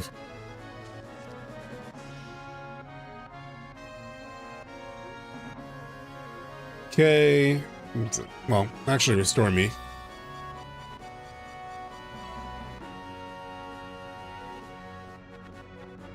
And let us save. And for everyone on Twitch, we'll check to see if there's anybody to raid. I don't know if anybody's on. I haven't like looked. Fuck. Okay. Let's quit. It's like 10 hours in part 3. Yeah. All right. Let me bring you guys over to the big chat talking as we wrap up for the night. Thank you guys so much for hanging out again. A Thursday stream, which is never before. We've never done that before on this channel. Oh, we could probably hop over to Just Capricorn. Let's do that. Cool. So again, I don't know why I jumped back to this screen, but hi, thank you, because now I'm going to put you to the going away screen. Because chat, I will see you all on Sunday. We will the fantastic stream. Thank you. We will have the anniversary. The anniversary Saturday. Stream is Sunday. So the next time I talk to you guys, it'll be after the anniversary. There will be something. I'm not expecting too much, but there will be something. Probably a letter from the devs, you know. That's what they like to do. Hey, Lumberer, we're just ending stream. But we just had a really good stream. Shot a whole bunch of stuff. Max dropped into chat for a little bit and was, you know, chatting on some theory stuff. But otherwise, we are gonna raid into Just Capricorn. Please, if you're in the, actually, can you guys do me a favor if you raid, because I'm such a bad streamer, I never tell you guys to do this stuff. But if you can use the, why can't I use my emojis? Where are my emojis at? Emotes, here we go. If you could use the, like the Tifa wave, the Aerith high, and the Tifa high,